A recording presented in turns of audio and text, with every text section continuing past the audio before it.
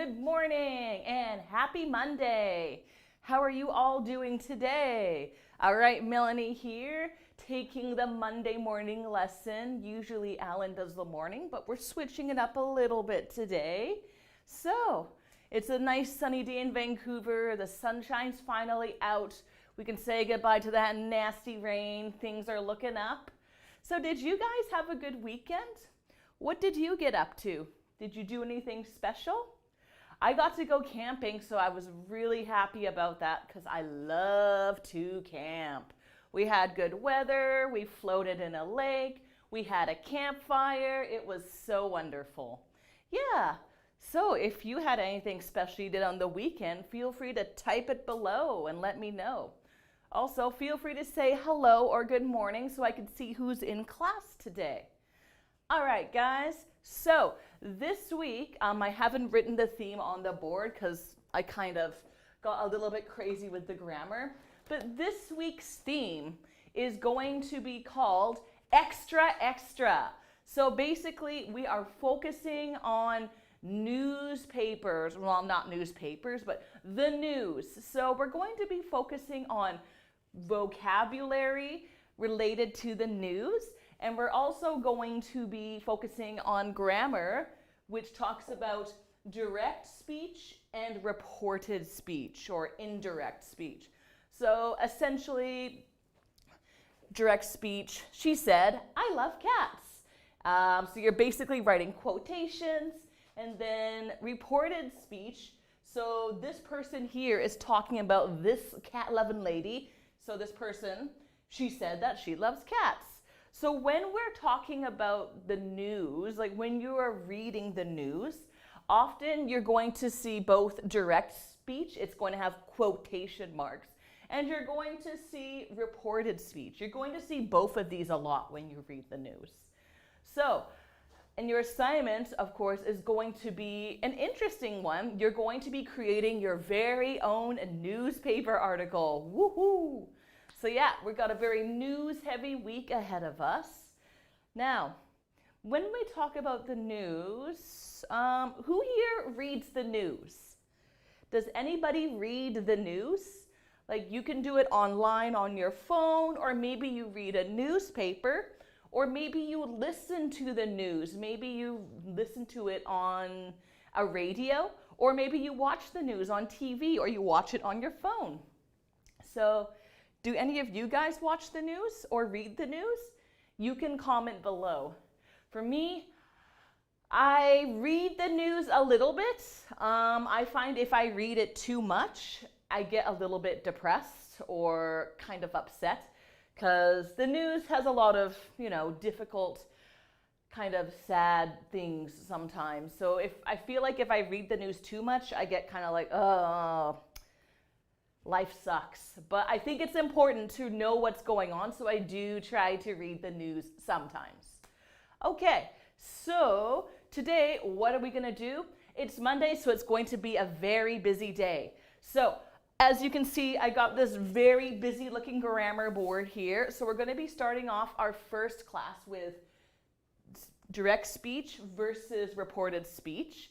For the second class, we're going to be doing idioms and expressions of time. For the third class, we're going to be going over the written assignment and what we expect from you. All right, guys, it's going to be a super busy day, but it should be lots of fun. So let's get started. So I would like you guys to please pull out your grammar sheet. Now, there's a lot of grammar sheets. I strongly doubt we're going to go through every single one of them today, unfortunately. But we're going to start with this one here. It should say, no change in tenses in reported speech. So I'd like you to pull this one out first. This is what the board is based on. Okay, so what is direct speech? Well, direct speech is basically you are quoting what someone has said. So I just showed you the example a couple minutes ago about this girl who loves cats. And here is another example of a direct speech. So for example, when we're talking about a present or future tense verb, here's Harry Potter, famous boy, wizard, glasses, lightning bolt scar in his head. So Harry Potter says, I will defeat Voldemort. So we are directly quoting Harry Potter. So we can just pretend we are maybe looking at a newspaper or we're reading a story. And so we are directly quoting what he says. So you'll notice when we say that, we got a little comma, and we have these little funny marks here. They are called quotation marks. So when we are doing direct speech, we pretty much always use these quotation marks. Okay, now, reported speech. So now we want to kind of report what Harry Potter has said. So how are we going to do that? So instead of directly quoting him, maybe I was interviewing Harry Potter, and now I'm going to tell you guys what he had to say. So for reported speech, we could go like this. Harry Potter says that he will defeat Voldemort. He will defeat Voldemort. Okay. The big, scary, bad guy who looks like a snake. Not good news. Okay, so you'll notice the changes here. I added, excuse me, that was a gross burp, added that. So Harry Potter says that, and of course you don't want to say, Harry Potter says that I will defeat Voldemort, because that means he thinks I'm going to defeat Voldemort, and I can't. I'm not magic. I don't have any magic powers. We're talking about him. So when we're talking about reported speech, be careful of the subject. So make sure this becomes a he and not I, okay? All right, and you don't need quotation marks here. So that is the difference between direct speech and reported speech. Do we have any questions so far? If not, cool, that's totally fine. If you have any questions, just type them in and I will try to answer them as quickly as possible and as best as I can. Okay, so like this sheet says, there are no tense changes here for these set of rules. So there will be tense changes in the next set of grammar we do, but for this one, it's kind of more simple, just a few little changes with the subject. Okay, so we have our present or future tense verb. Now, when we're talking about fact or general truth, so for example, who knows Spider-Man? You know, the guy who shoots webs. I've watched Spider-Man a bit. When I was a teenager, I liked Spider-Man. So there is a very famous quote from Spider-Man. Now, when we're talking about quotes, often they are written like this. So who remembers this? With great power comes great responsibility. So this is Uncle Ben. This was Spider-Man's or Peter Parker's uncle. So his direct speech, with great power comes great responsibility. So that's my Uncle Ben voice. Now, what are we going to do if we want to change it into reported speech? So what we will do, so we can still say Uncle Ben. So we'll say, Uncle Ben states that. So once again, you notice that there's a pattern that we're adding that with great power comes great responsibility. Do you guys agree with this quote? I definitely agree with this quote. I think you need a lot of responsibility if you have a lot of power. Okay, so you'll notice that very little change. So we got rid of the quotation marks. So Uncle Ben states that with great power comes great responsibility. So for this case, with direct speech versus reported speech, you're basically taking away the quotation marks. Okay, and moving on, conditional. Okay, so we're gonna change it up a bit. We started with direct speech here. So my parents said that my parents said that they would move to Italy if they had $1 million. So They don't have $1 million, so this is conditional, only if they had $1 million. So how do we turn this into direct speech? What do you think we need to do? Do you guys want to try and give it a go? How do you think we are going to fill this in? I'll start you off. So, my parents. So I've started off the phrase. See if you can fill it in. So maybe my parents said, and then we'll begin the quotation marks. See if you guys can fill it in. See if you guys can guess. Meanwhile, I'm just gonna have a sip of my coffee or my latte, my chai tea latte. Decided to treat myself today. Deviate from the normal coffee, just something a little fancier and spicier. Okay. So my parents said, don't see any answers coming in yet. So I'll help you out a little bit more. If $1 million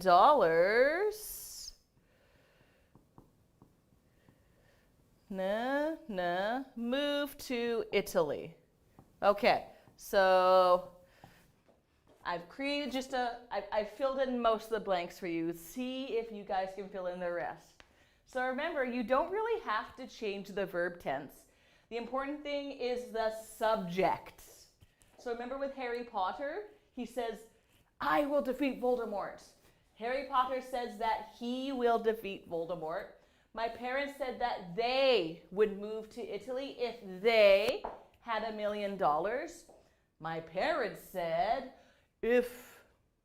So what do you think? Okay, seeing some answers coming in. If we had $1 million. Yes, because we are directly quoting my parents. So the subject is going to be, if we had $1 million, we would. Good. Thank you, guys. We would move to Italy. Good stuff, good stuff.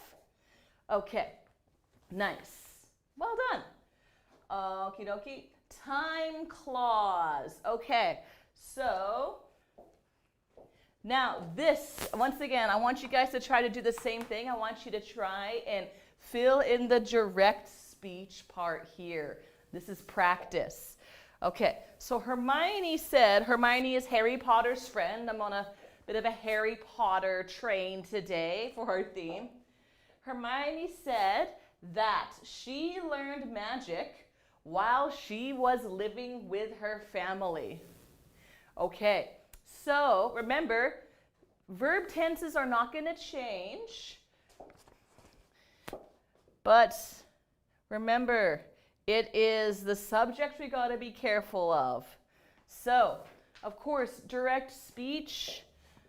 So, Hermione said, and then we start the quotations, and don't forget your comma before the quotations. Okay. So, obviously, we're not going to say she. What are we going to say? We're going to say something a little bit different. See if you guys can figure it out. Write in a direct speech quote from Miss Hermione, best wizard ever. Good stuff, good stuff.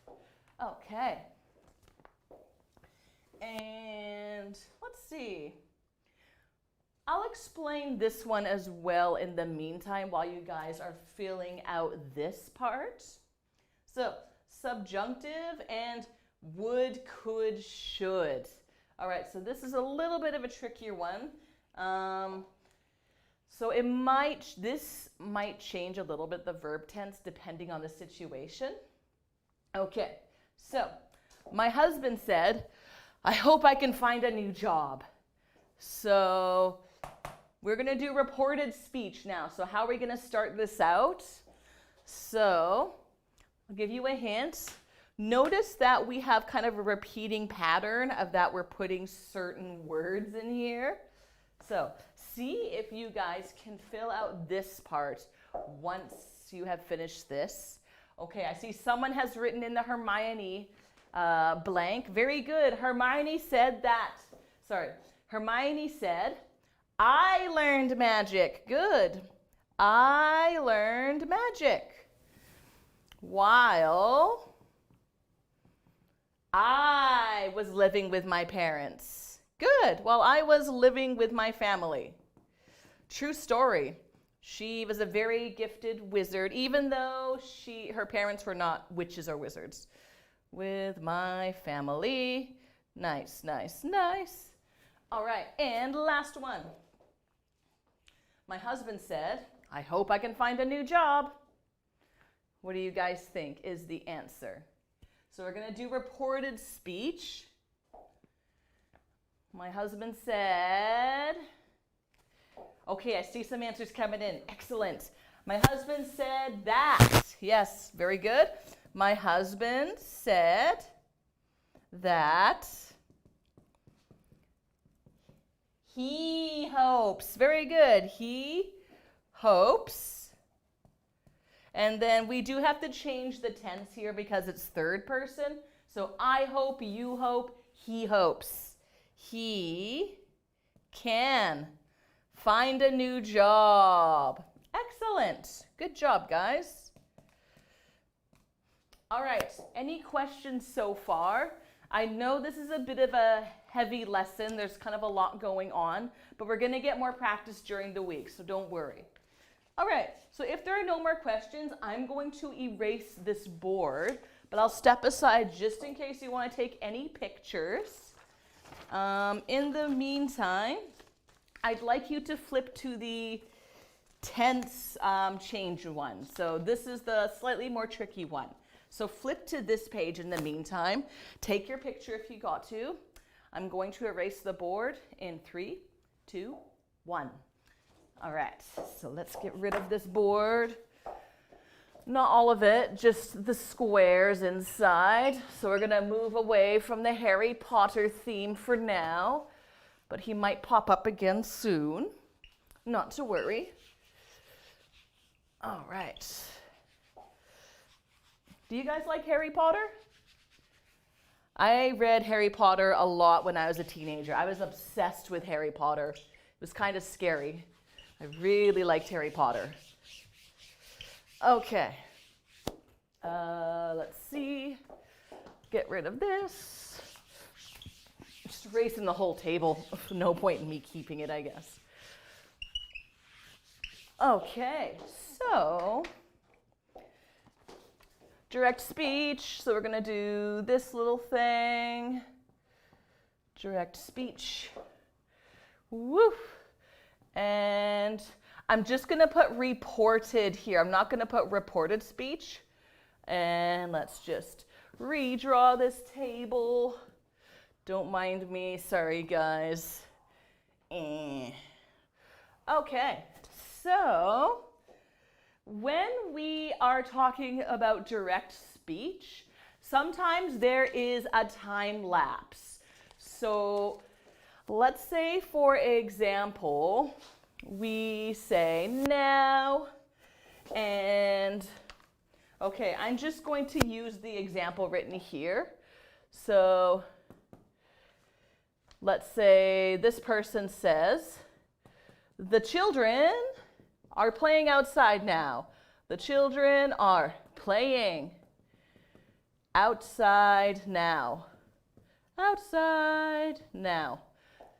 So maybe you talked to this person like 3 hours ago. So maybe the children aren't playing outside now. So maybe this was at 3 p.m., for example, when you talked to them. And then, so maybe by the time you are reporting this speech, it's 6 p.m., just for example. So now we're going to report what he said. He said that the children were playing outside then. Were playing outside then. Okay, so you're going to notice a couple of changes. So now, so at 3 p.m. you're talking to this person. The children are playing outside now. But later in the day when you're talking, the children are not playing outside anymore. So, as past tense, this is something that happened in the past, and then not now, but then. Then refers to that time later in the day. So I know this seems like a little bit complicated or confusing maybe, but don't panic if you don't get it.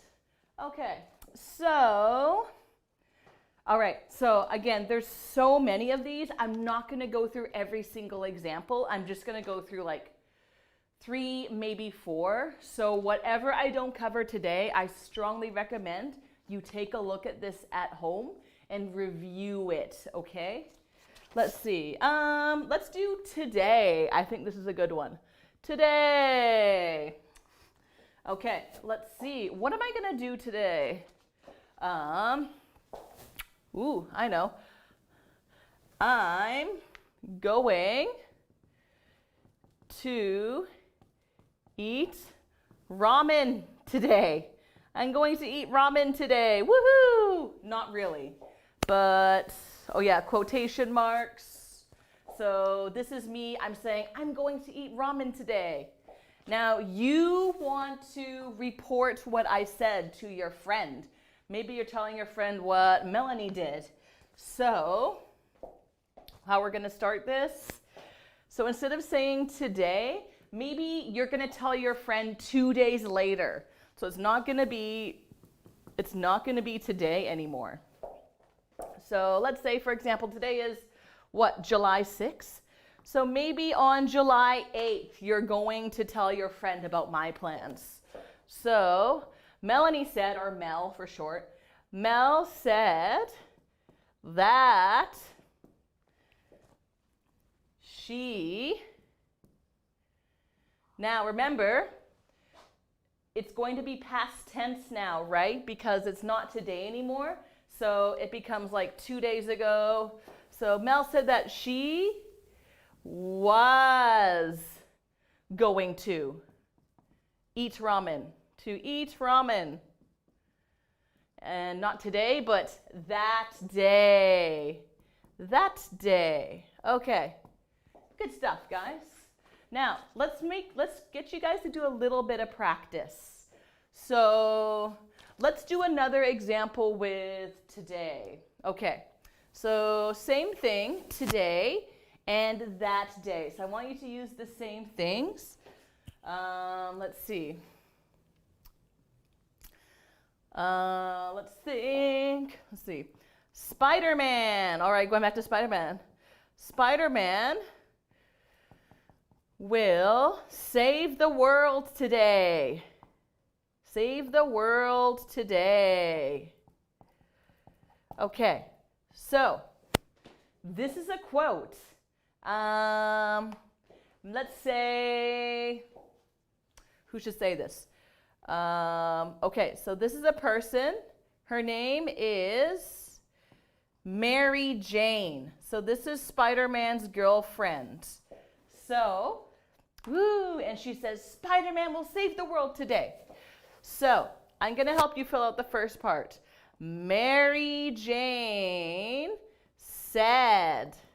Okay, so what did she say?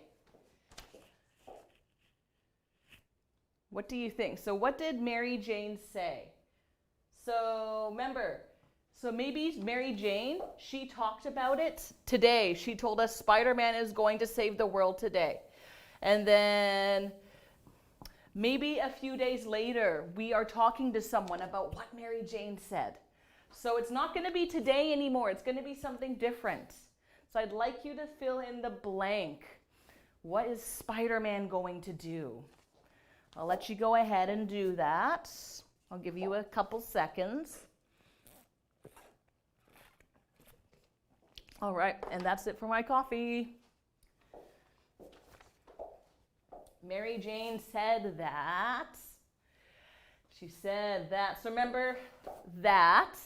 usually that is going to be in reported speech. Mary Jane said that. Any thoughts? All right, I see some answers coming in. Good. I see someone said, Mary Jane said that Spider-Man. Spider-Man would save the world that day. Spider-Man would. All right, so once again, remember, this is future tense, but now we kind of got to put it in the past tense. So will becomes would save the world that day. Good. Nice job, guys. Spider-Man would save the world that day. All right, so I think you guys are getting the hang of it. So we're just going to do a couple more from here because it's going to be a little too time-consuming if we cover every single one of these. So which one shall we do next? Let's do this and that. I think that is a common one. So this. All right, so especially talking about weeks. So let's say, okay, this week, July 6th, 7th, 8th, 9th, 10th. All right, so until July 12th. So that's about 1 week, right? I'm bad at counting. Okay, so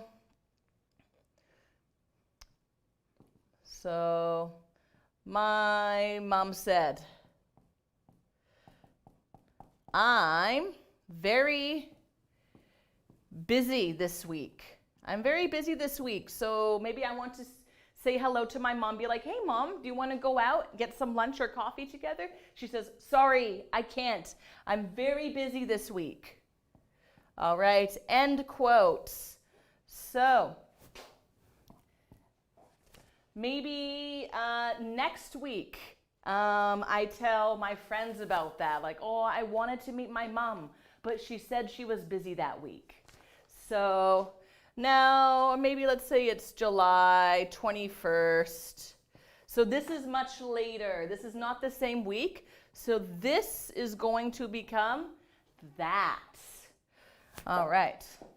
So what are we going to do? How are we going to change this sentence from direct speech to reported speech?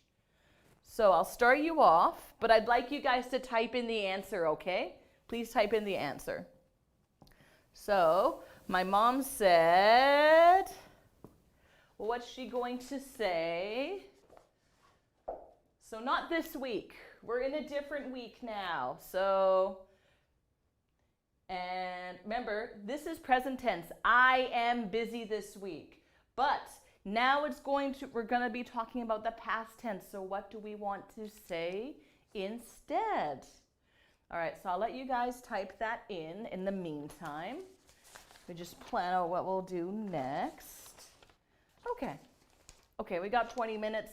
I think we can finish most of the grammar, hopefully, fingers crossed. It's a big chunk of grammar, I know, so I know we're kind of going a little bit crazy here. Okay, I see someone wrote, my mom said that she was busy that week. Nice. Yeah, my mom said that she was busy. Very good. Not I am, but she was very busy. And not this week, but that week. Okay, nice. Good stuff, guys. Okay, so maybe let's do one more from here. We're going to do one last one from this chart. Let's take a looky-loo. Okay. Maybe let's do tomorrow. I think tomorrow is going to be a good one. This is also one that can get kind of confusing. Tomorrow. Okay, so tomorrow, what day is tomorrow? July 7th, of course. So tomorrow is July 7th. Okay, so this is a real thing that's happening.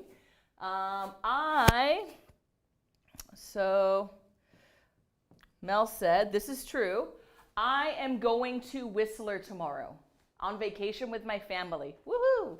All right, so I am going to Whistler tomorrow. Going to Whistler tomorrow. Do you guys know where Whistler is? It's like a 2-hour drive from here. Very famous skiing town in the winter, or a nice place to hike or mountain bike in the summer. Yeah. All right. So I'm going to Whistler tomorrow. So maybe now you are going to tell your friends about this. Maybe you're going to tell them on July 9th. So obviously, we're not talking about tomorrow any now. A few days have passed. So we could say the following day. The following day. We could also say the day after or the next day. The next day. The day, okay, there's like 3 different things you can say, but I'm not going to write them all here. Okay, so now we're going to do this as reported speech. What are we going to do? How are we going to write this out? So obviously we know we can start off with Mel said that. Okay. So I started off the sentence for you, the easy part. So I am going to Whistler tomorrow. So remember, not going to be future tense anymore, but it's going to be past tense. And of course, it's not going to be I, it's going to be a different subject. So let's see if you guys can fill in the rest of the blanks. And then we'll move on to the next section of grammar.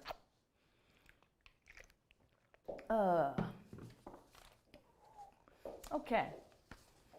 So I'll let you guys take a few seconds to fill all that in. And hopefully you guys are doing all right. Hopefully this isn't too fast and complicated. Let me know if you do have some questions and I can go back and help you with any issues you might have with this. Okay, so not seeing any answers yet. Let's see. Mel said that, okay, so I'll fill in a few blanks, or I'll put a few blanks. She, going to Whistler. Okay, so, Andrew. All right, so I want you to kind of fill in the tricky parts, the parts that you have to change up. So Mel said that, okay, I see someone said she was going to. Good. Yes, Mel said that she was going to Whistler. And someone said the next day. Good, thank you.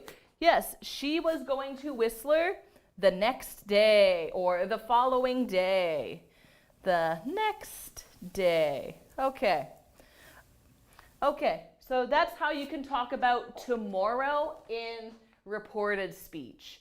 When tomorrow is no longer tomorrow, but it was in the past. Okay, getting a little bit complicated. I apologize. All right, so now I think we will move on to direct versus indirect questions. Okay, so we're going to be moving on to questions now, how to ask questions and change them from direct to reported speech. Okay, so pull this out.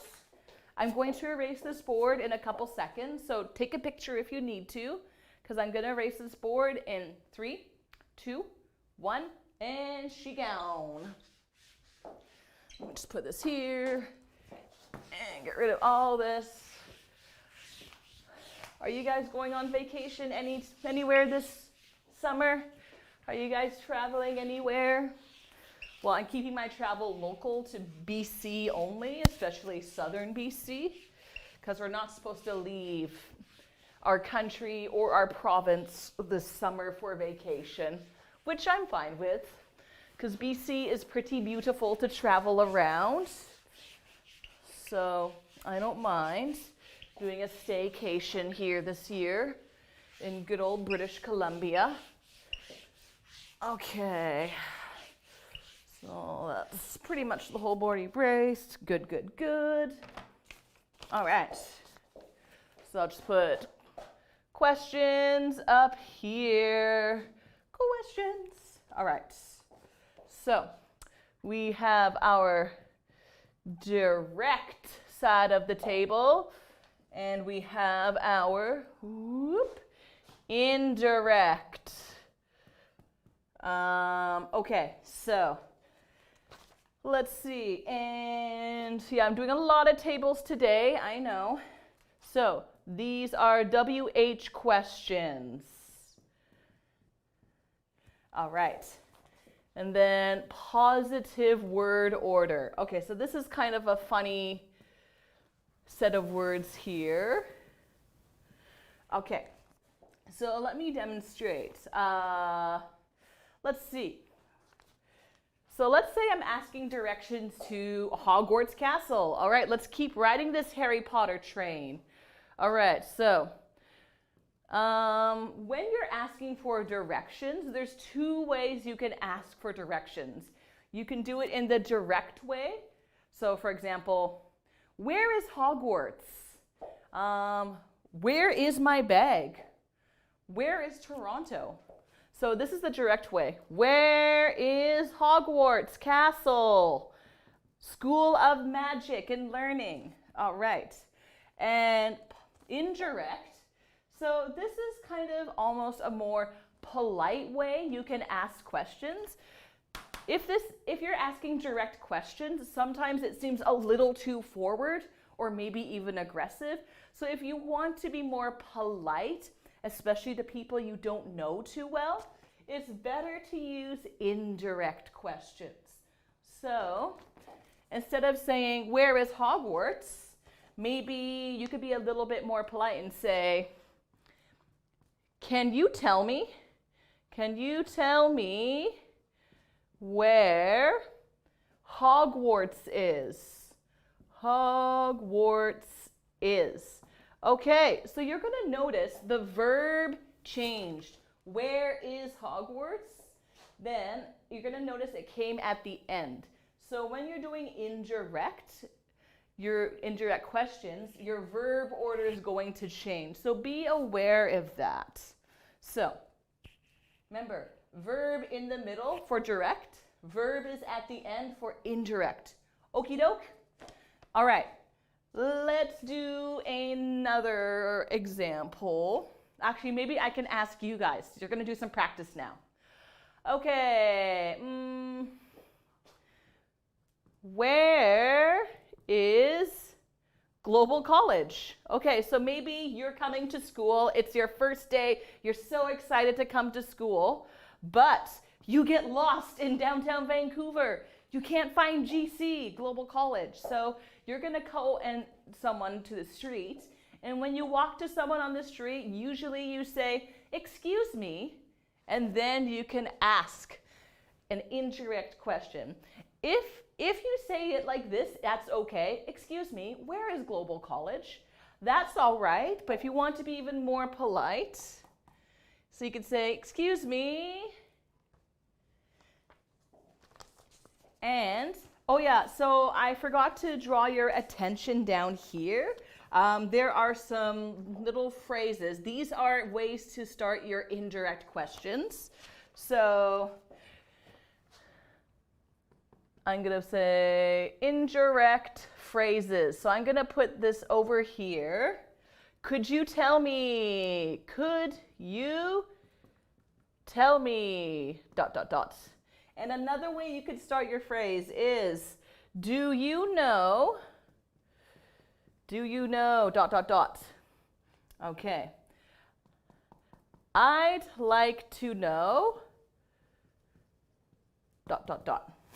And may I ask ... Okay.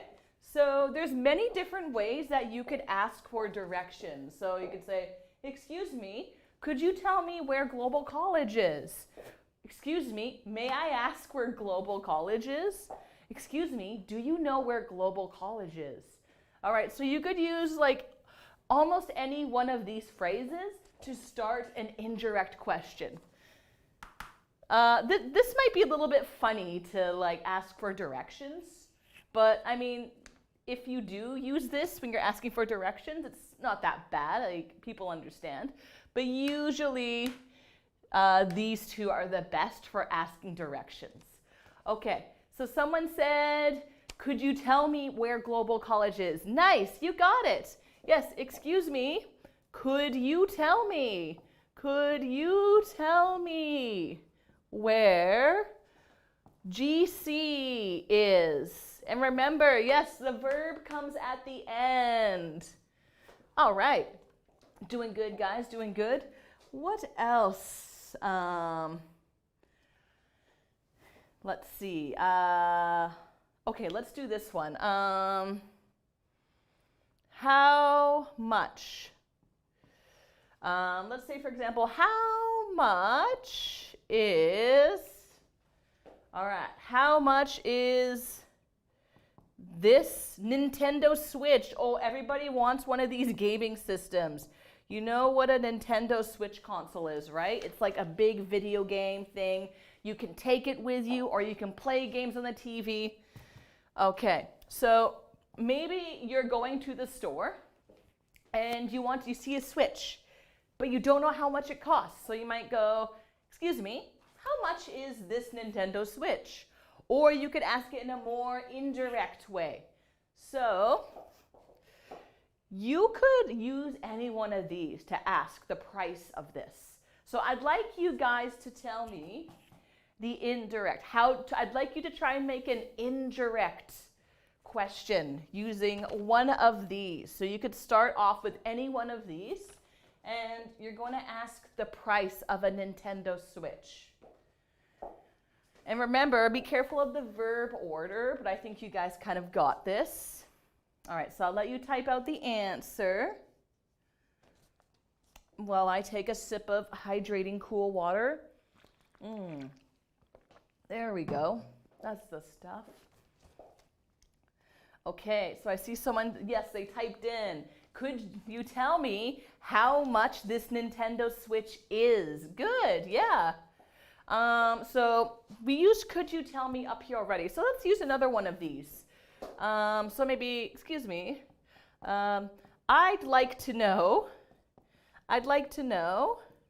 how much this Nintendo Switch is. There we go. Good stuff. I'd like to know how much this Nintendo Switch is. $600. Super expensive. Oh my goodness. They don't come cheap, guys. They don't come cheap. Okay, let's do one more for the WH questions. Let's do what? Okay. Maybe you see someone doing something strange. Maybe you're walking in the park and all of a sudden you see this person going like this. They're moving around. There's no music. They're just in the park doing something funny. Maybe it's your friend. Maybe you know them. And you might ask, what are you doing? What are you doing? So yeah, you see this person like just making this kind of, your friend doing like these funny movements in the park alone. So here, maybe this is the best way, like when you're asking someone like what they're doing. All right, so how are we going to turn this into an indirect question? So you could say, excuse me, may I ask?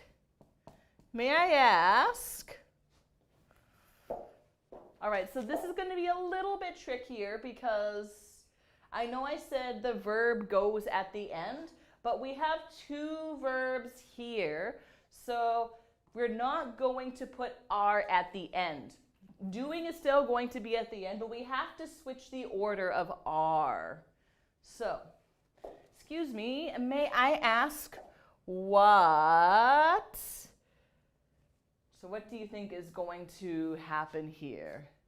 Yes, someone wrote what you are doing. Good. May I ask what you are doing?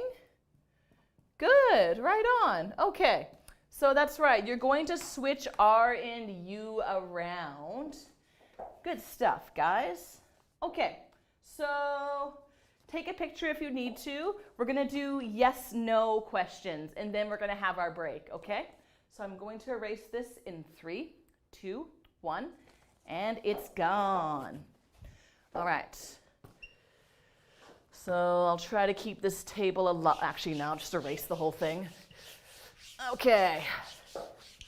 So, bye-bye table for now, but we'll draw you again. Okay, so yes/no questions.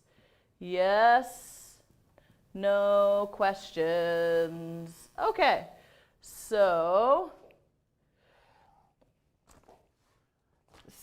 let's see. Okay, let's start with, let's say you run into someone. Let's pretend you run into Harry Potter. You want to ask him a question. Or you see someone who looks like Harry Potter. They have glasses, they have a scar. So you're going to say, "Are you Harry Potter?" He looks like Harry Potter, so you want to ask. And so if you want to be a little bit more like polite, you are going to say, so usually we say if or whether. Okay, so you could say, so some of these could work. So maybe you say, "Excuse me, I'd like to know." I'd like to know. Oh yes, that's another one you could put over here. I forgot. I'd like to know. I'd like to know if. Okay. So usually you can change these around. So I'm going to use this. I'd like to know if. Now, just like the other questions, you have to switch these around. If you are Harry Potter. So I'm just going to put HP for short because I ran out of space. Sorry. All right. So that's how you can change this into a more polite indirect form. Okay. Now let's do questions that start with does or do. Maybe I could say, do you like unicorns? So you guys know what unicorns are?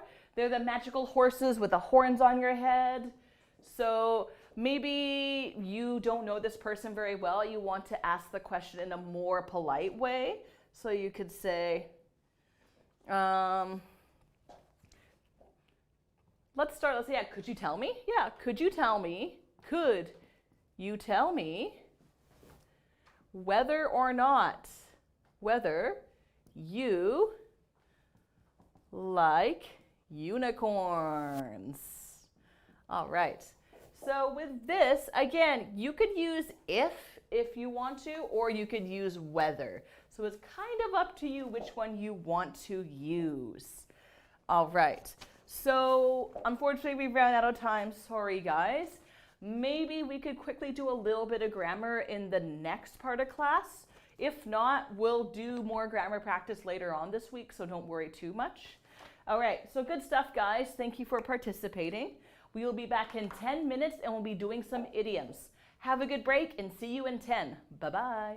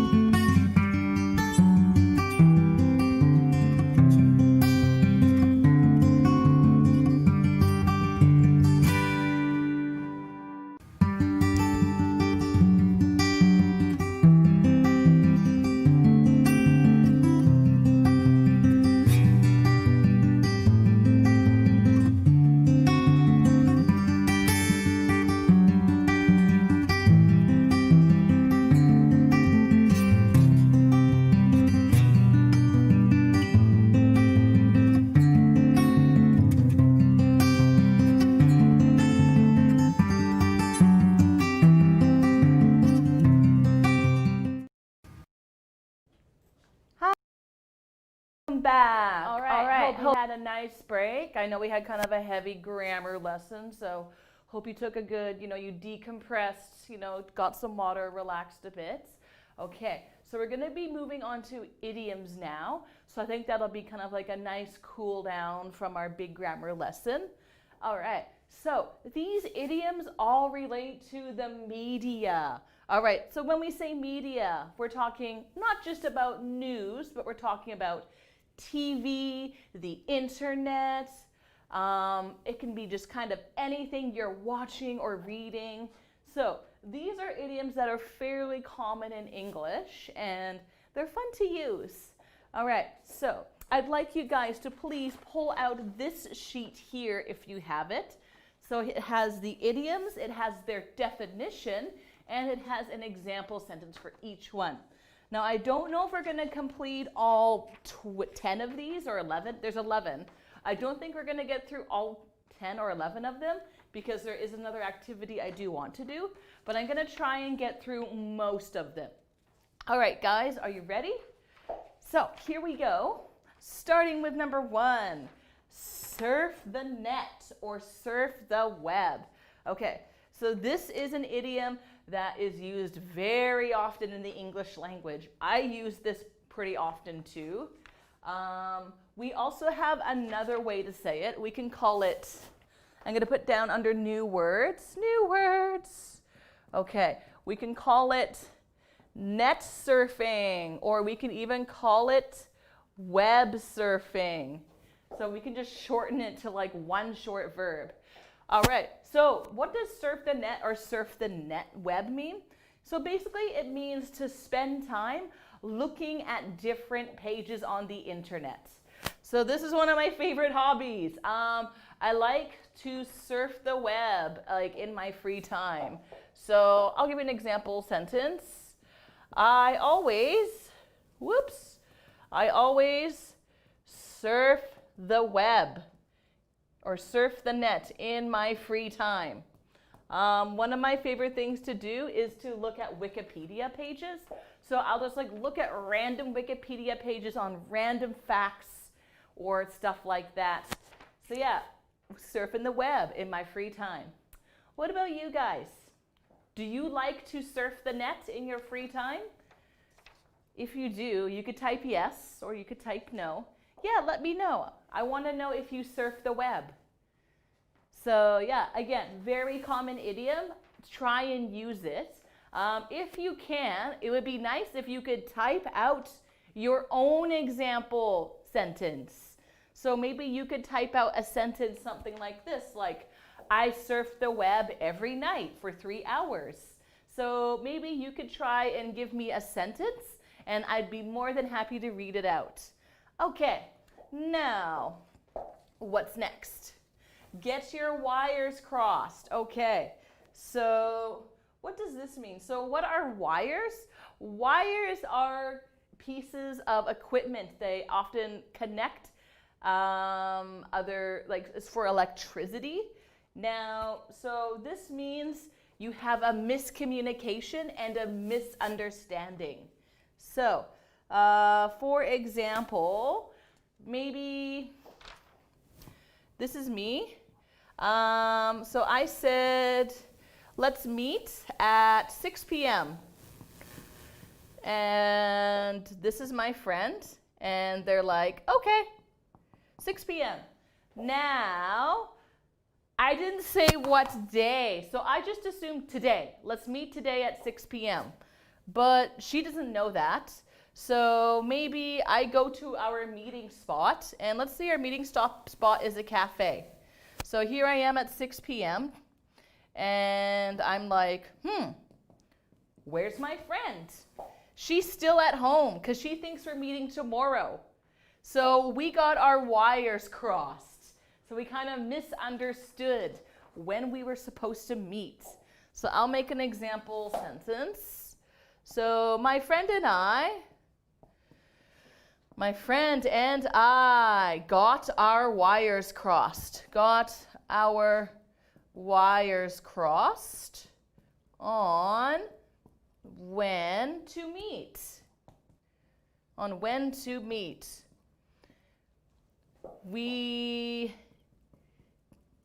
Actually, no, I think I'll just finish the sentence there. Let's keep it short and simple. Okay. So that's what to have your wires crossed means. Has this ever happened to you? Have you ever gotten your wires crossed with someone? Has there ever been a misunderstanding? You can let me know in the comments if you ever had a situation like this happen to you. So yeah, like I said, it's happened to me a couple times.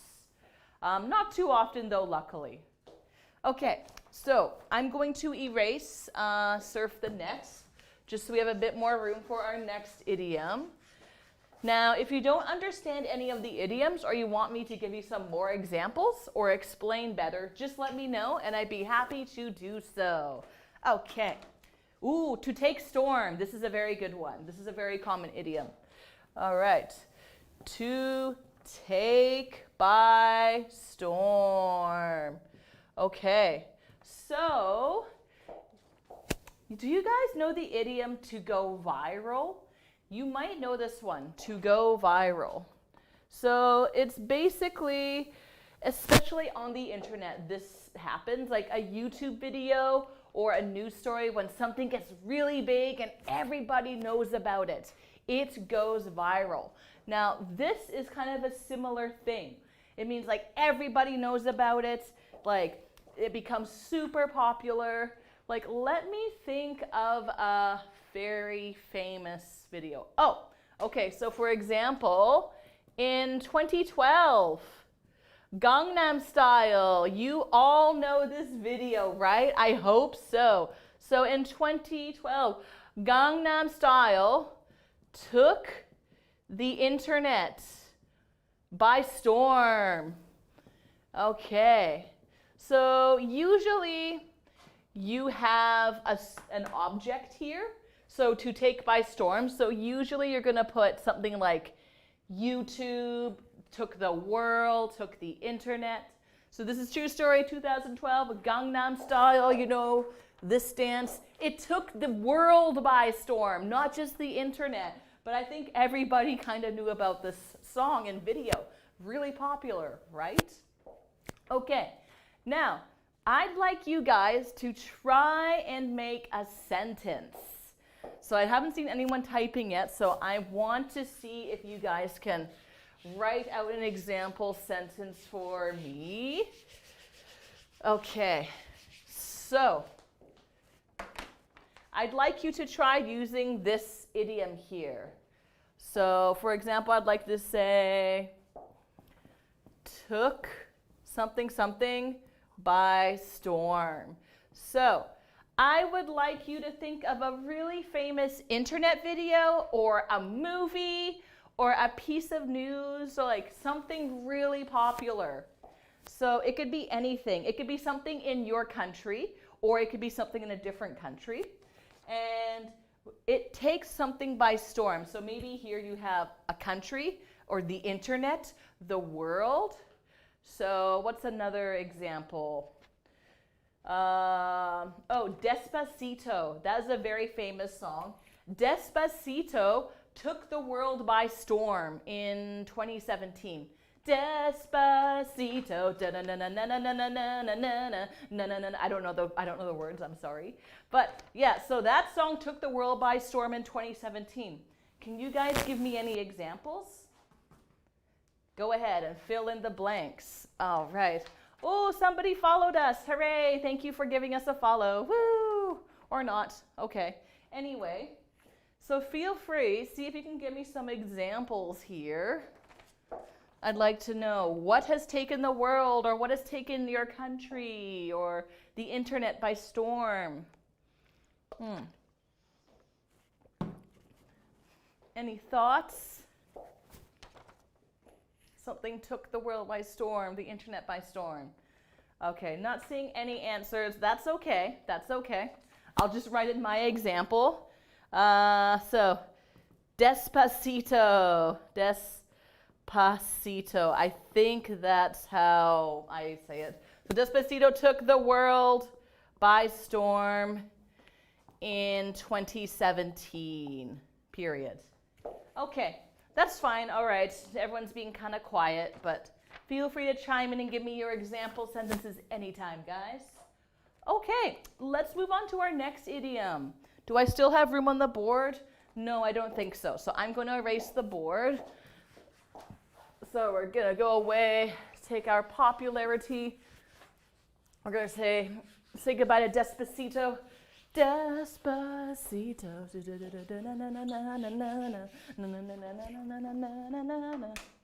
Ooh, it went viral. Okay, I got ahead of myself.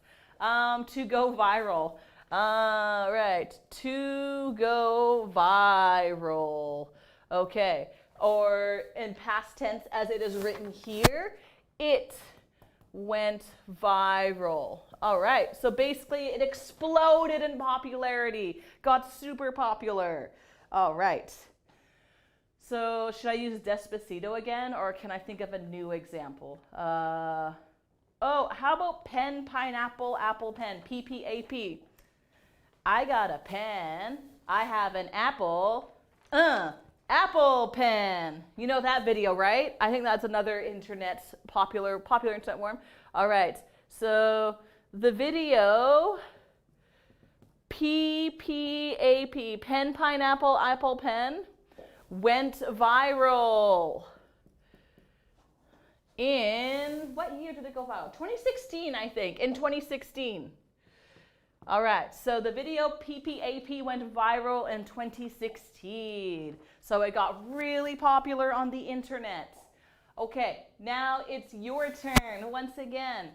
Can you give me an example of something that went viral? I want you to try and type out a sentence. Something went viral. Could be a video or a song. Like usually it refers to things on the internet, especially YouTube, TikTok, you know, all those fun apps. Went viral.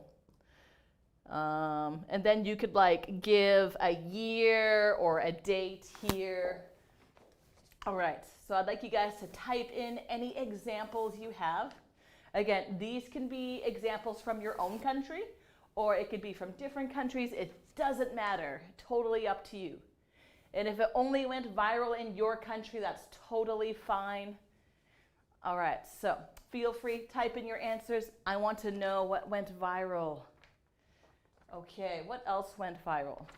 So yeah, once again, Despacito kind of went viral in 2017. Very popular.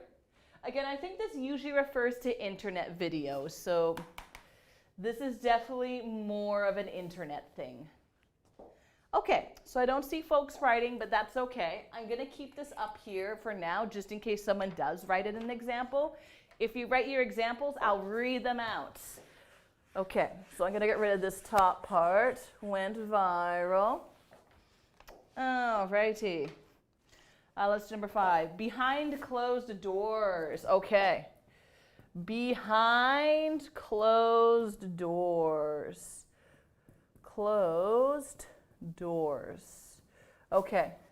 So here is a door. It's closed. So, and then inside this room, you know, something's happening.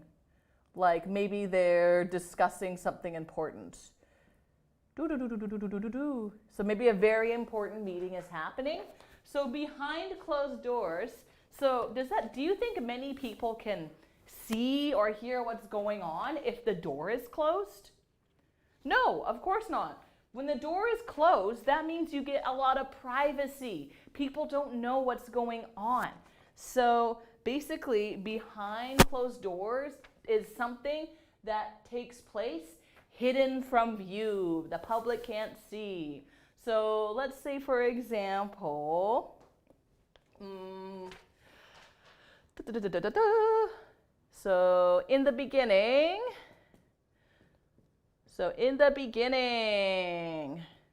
Canada's COVID-19 reopen. Okay, this might not be the correct term.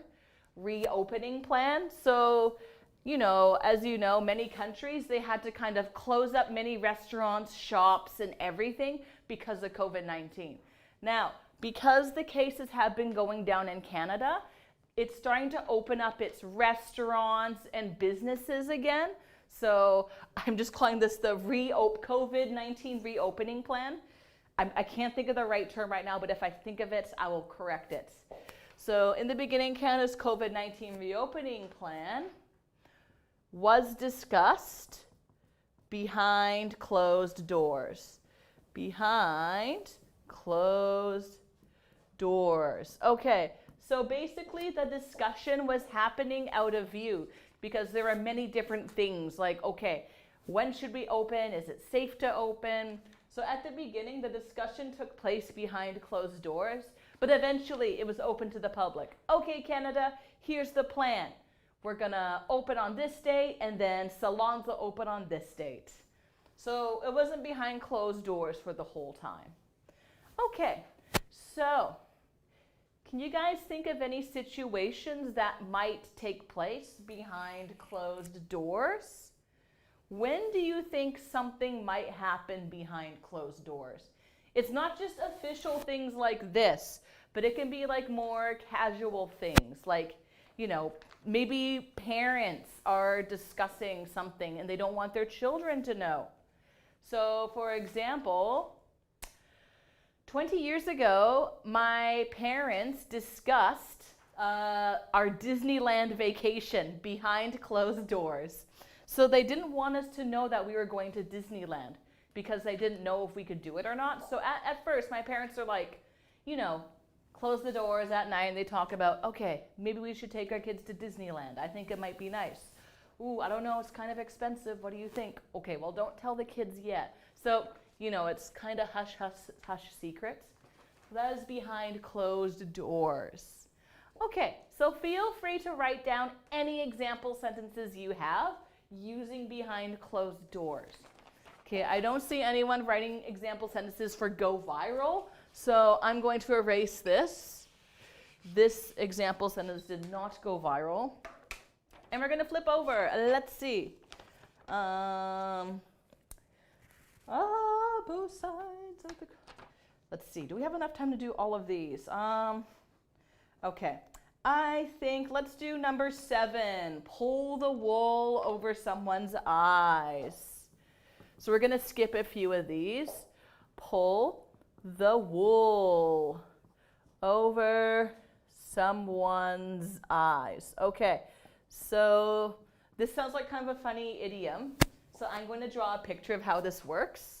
Okay, so here's a person, and suddenly someone comes up behind them, and they've got a piece of wool.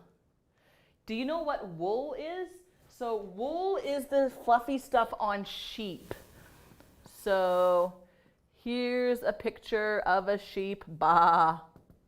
Okay, just pretend it's a sheep. I know it doesn't look like a sheep. So it's the fur or the hair that a sheep has. You can make blankets with it. So let's say this person comes and they pull the wool over someone's eyes, like, whoosh, and suddenly, now this person, they can't see anymore. They're like, whoa, what's going on? I can't see. So when you pull the wool over someone's eyes, that means you are deceiving someone, or you're kind of tricking someone. So you're kind of tricking them, stopping them from knowing the truth. All right, so let me think of a good example sentence. All right, so when my sister pulled the wool over my eyes,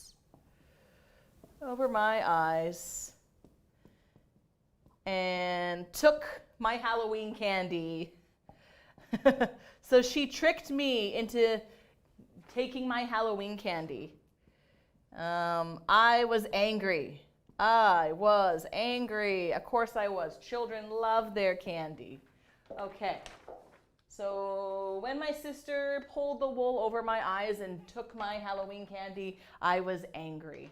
So maybe, for example, her and I were sitting there. We were eating some of my Halloween candy, and she's like, hey, Mel, look over there. I see something. And I'm like, huh? And then she takes my candy without looking. So she tricked me. So that's what pull the wool over someone's eyes means. So sometimes, for example, not in every country, but some countries, the government might try to pull the wool over the citizens' eyes so that the government can do something that the citizens don't want. So they try to trick the citizens. Can you guys think of any examples? Have you ever had the wool pulled over your eyes? Has this ever happened to you? You can make an example sentence if you like. If you don't make any example sentences, I'd like you to try at least, maybe at home, by yourself, just practice using this. Maybe make your own sentence in private if you're too shy to share it. Okay, let's get rid of number 5, behind closed doors. Time to open the doors. Okay, let's see. Let's do turn a blind eye. Okay, turn a blind eye. This is a good one. This is another one that is used very often. Turn a blind eye. Okay, so let's say something as bad as happening. Okay, so maybe this person is getting attacked by some angry dogs. Grr, oh no. Oh. So these dogs are trying to hurt this person. And they're being like, help, help. And obviously they're pretty scared. And someone walks by and maybe they see this is happening. But maybe they're scared of dogs. They don't want to do anything. They don't want to get involved. So what they do is they turn a blind eye. So they kind of turn the other way. And they pretend that they didn't see anything. So to turn a blind eye means to ignore something and pretend you didn't see it. So this person here, he's not even calling 911. Not very good. He's turning a blind eye to this person being attacked by dogs. He's pretending it never happened. Okay. So let me make an example sentence with that. Let's see, say, I saw someone walk by. I saw someone walk by when I was being attacked. Being attacked by some dogs. By some dogs. But they turned a blind eye. They turned a blind eye and kept walking. So sad. All right. So that's my example sentence. Sorry, it got a little bit squishy there. If you can't read it, let me know and I can rewrite it out. Hopefully it turns out okay on the board. I'm looking at the screen. It looks like it's legible, so I think it's okay. But if not, just let me know. Let me know. Okay, so this can be a pretty bad thing. This sometimes happens in school when students are being bullied. Sometimes teachers and other students, they'll turn a blind eye and just pretend the bullying isn't happening. So this can be a really big problem in some schools. Not every school, but like definitely in some schools. All right, so can you guys make up a sentence using this idiom? To turn a blind eye. Have you ever done this? I think I've done this before, unfortunately. I saw some man, I'm not sure what was wrong with him, but he was kind of being annoying and irritating to a younger woman, and she said, please leave me alone, and she tried to ignore him, but he kept trying to talk to her, even though she didn't want to talk to him. And looking back at it now, I kind of wish I stepped in and was like, hey, she doesn't want to talk to you, leave her alone. But instead, I just kind of turned a blind eye and pretended it wasn't happening. So yeah, not the best thing I've done in my life. So has this ever happened to you? Or maybe you were this person, you were in trouble and you wanted someone to help, but they turned a blind eye towards you? If you can, make an example sentence using this idiom. And yeah, let me know and I'll read it out. I'd love to see your examples, guys. Okay, let's do number 10. No news is good news. This is another one that I hear often on the streets. No news is good news. Okay, so like I said earlier at the start of today's lesson, I don't read the news super often because it's always full of bad news and depressing news. So I'm gonna draw a newspaper and let's say 10,000 die from COVID-19. So this is kind of sad and depressing. So this is like, yeah, not that great. Okay, so, but let's say the next day, I don't see any news. There's no more news on COVID. And it's like, oh, okay, so I guess things are getting better. So no news is good news. That's what it means. So I'm going to give you an example sentence. So this happened to me. So I got tested for cancer. I got tested for cancer 12 weeks ago. 12 weeks ago.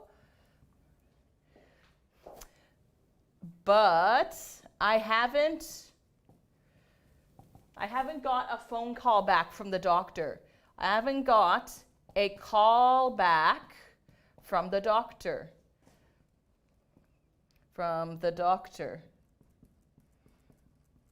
So yeah, I got scanned to see if there's any cancer, but I haven't got any phone call back. But you know what? That's good. That's fine. But that's fine. No news is good news. No news is good news. Okay, so I've had my doctor say this to me before. They said, okay, we'll give you a call back if there are any problems. If we don't call you back, then that means there's nothing wrong. So no news is good news. You might hear this quite often, like at the doctor's office or just talking with your friends.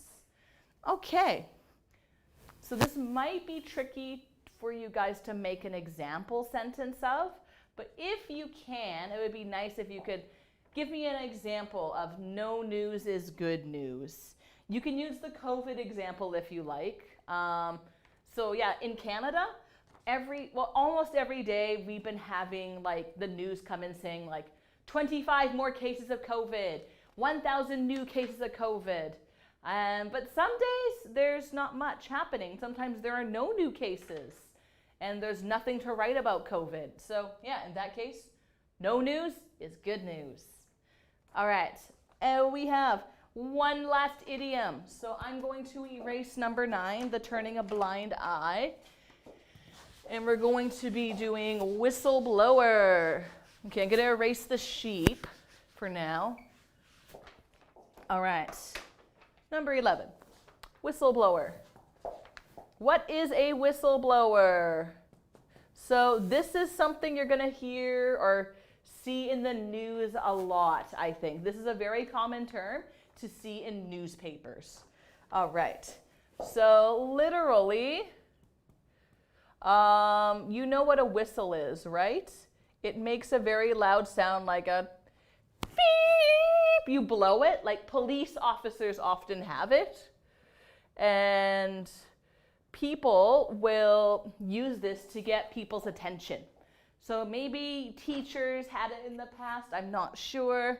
But a whistleblower is basically someone who tells the police, reporters, or people of authority about illegal activity. So let's say, for example, this sometimes happens in Canada. People might illegally hunt animals, and sometimes you have whistleblowers who will catch those people, and they'll be like, they call the police, hey, there are some people hunting moose over in this area, and it's not hunting season right now. Go catch them. That is a whistleblower. So they're not cops, but they tell the cops or they tell the authorities, the reporters. Okay, let me see. Let me make an example sentence. So let's say the people dumping their garbage. So this sometimes happens. People pollute, they dump their garbage into places they shouldn't. The people dumping their garbage into the lake were reported by whistleblowers. Whistleblowers. So basically what happens, so you got some people, they're dumping their garbage into this nice, beautiful lake. But then someone sees them and they're like, hey, stop. And then maybe they call the police and say, hey, this guy is dumping garbage into the lake. Arrest him or fine him. So that's what a whistleblower is. All right. Now, have you guys ever been a whistleblower? Or do you know of a time when someone was a whistleblower in a certain situation? This, again, you might see this in the news a lot. Like, this is a term that's commonly used in the media. I've never been a whistleblower personally, nor do I know anyone who did whistleblowing.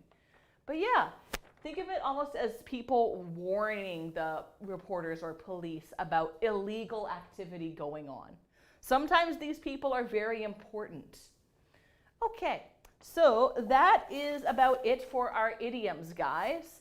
So if you have any questions about the idioms, let me know and I'd be happy to go over them. So I'm going to erase this board in a second. Bleh.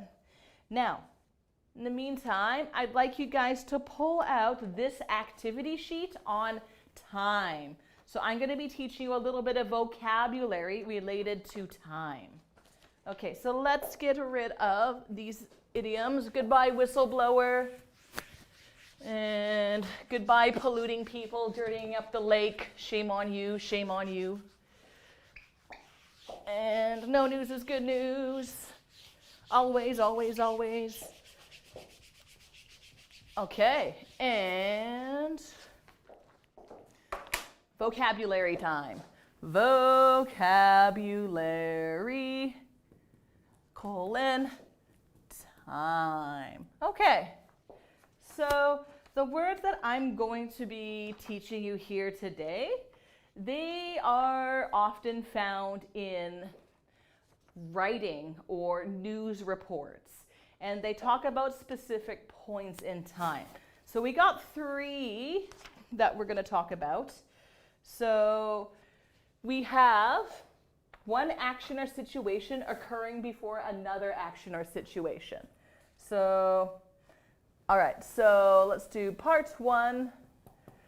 So let's say past actions or situations. Occurring, happening, occurring before another situation. Situation. Okay. Ooh, excuse me.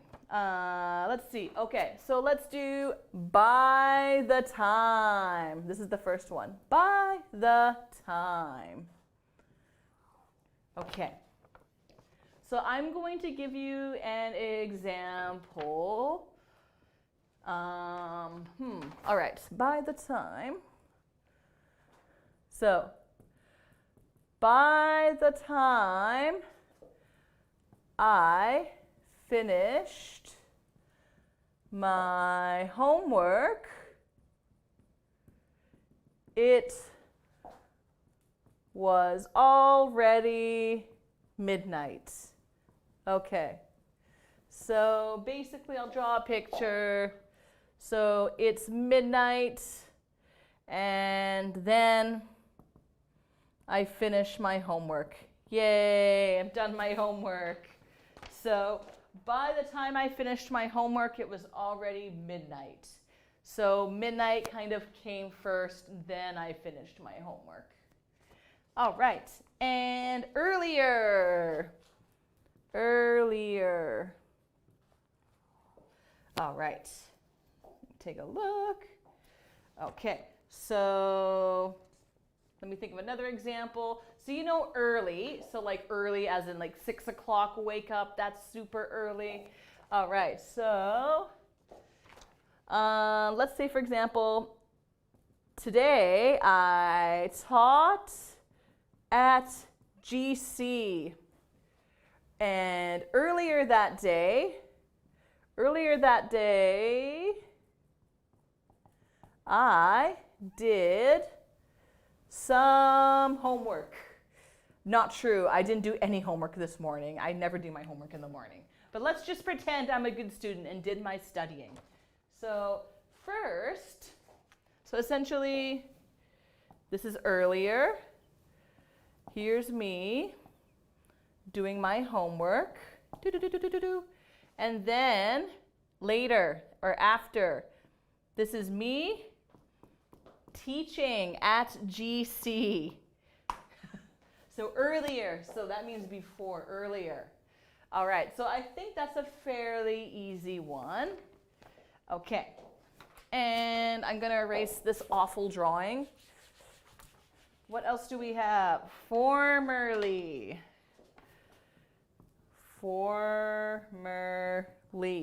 So this means before. So for example, he was formerly a policeman or a police officer, but now he's a teacher. He's a teacher. All right, so maybe in 1995, they were a police officer. But now this person is a teacher with all the students. Okay, again, not the best drawing, I apologize. So formerly, think of it as being very similar to before, in the past. All right. If I'm moving too quickly, let me know. Okay. And what else do we have? Proceed. Proceed. So proceed means to come before something. To come before something. All right. So let's say, for example, preceding the wedding ceremony.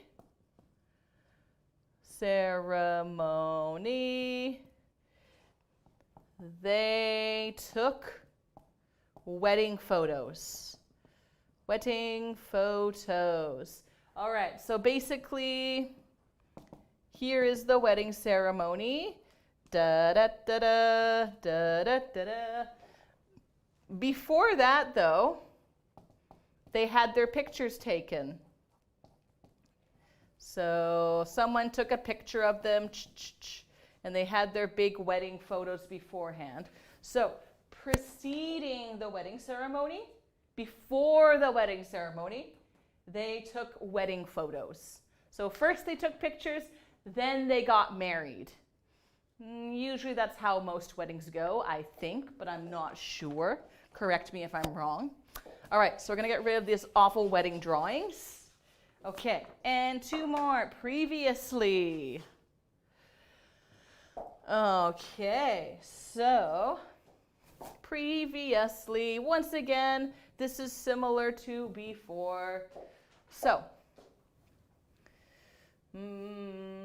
Let me think of a good sentence. All right. So previously, what's the very famous show? Previously in Harry Potter. So in the previous book, previously in Harry Potter, he went to Hogwarts School. Went to Hogwarts School. Now Harry will fight Voldemort, the big bad guy. Ooh, okay. So again, previously, it's another way to say before. All right, and last one. Okay, so I gotta erase the top one, I'm sorry. Okay, get rid of by the time. Ooh. Okay, let's just put a little squiggly line to separate it. Prior to. All right, so let's say, for example, you want to come to Canada to study English. However, prior to coming to Canada to study, comma, what do you need to do? You need to apply for a student visa. Of course, you need to apply for a student visa, usually, from what I understand anyway. So again, it's like before coming to Canada, prior to coming to Canada, you need to apply for a student visa. So all of these words are basically similar to the word before. These are different ways to say before. So it's a good way to expand your vocabulary. Okay, guys, now it's the fill in the blank time. Woohoo! So we're going to do questions number 1 to number 6. I think we'll have enough time to get through this part, and then maybe after the break we can finish the next 2 parts. Okay, so I'd like you guys to start with number 1. So we got 5 words. I'm just going to get rid of all this mess up here. Okay, so what are our 5 words? We have by the time. We have earlier. We have formerly. We have proceed. We have previously, and we have prior to. All right, so number 1, let's take a looky-loo. Blank, the advent of the Industrial Revolution, pollution was virtually unheard of. Okay, so the advent, like that means the peak of the Industrial Revolution, when the Industrial Revolution was getting very big and there was lots of smoke and factories and everything. Okay, so blank, the Industrial Revolution, and then I'm just going to leave the rest blank. Okay, so number 1, what do you think it is? By the time the advent of the Industrial Revolution, earlier the advent of the Industrial Revolution, formally, precede, previously, or prior to. What do you think will go in the blank for number 1? All right, and we'll do number 2 as well. So blank, the army restored order.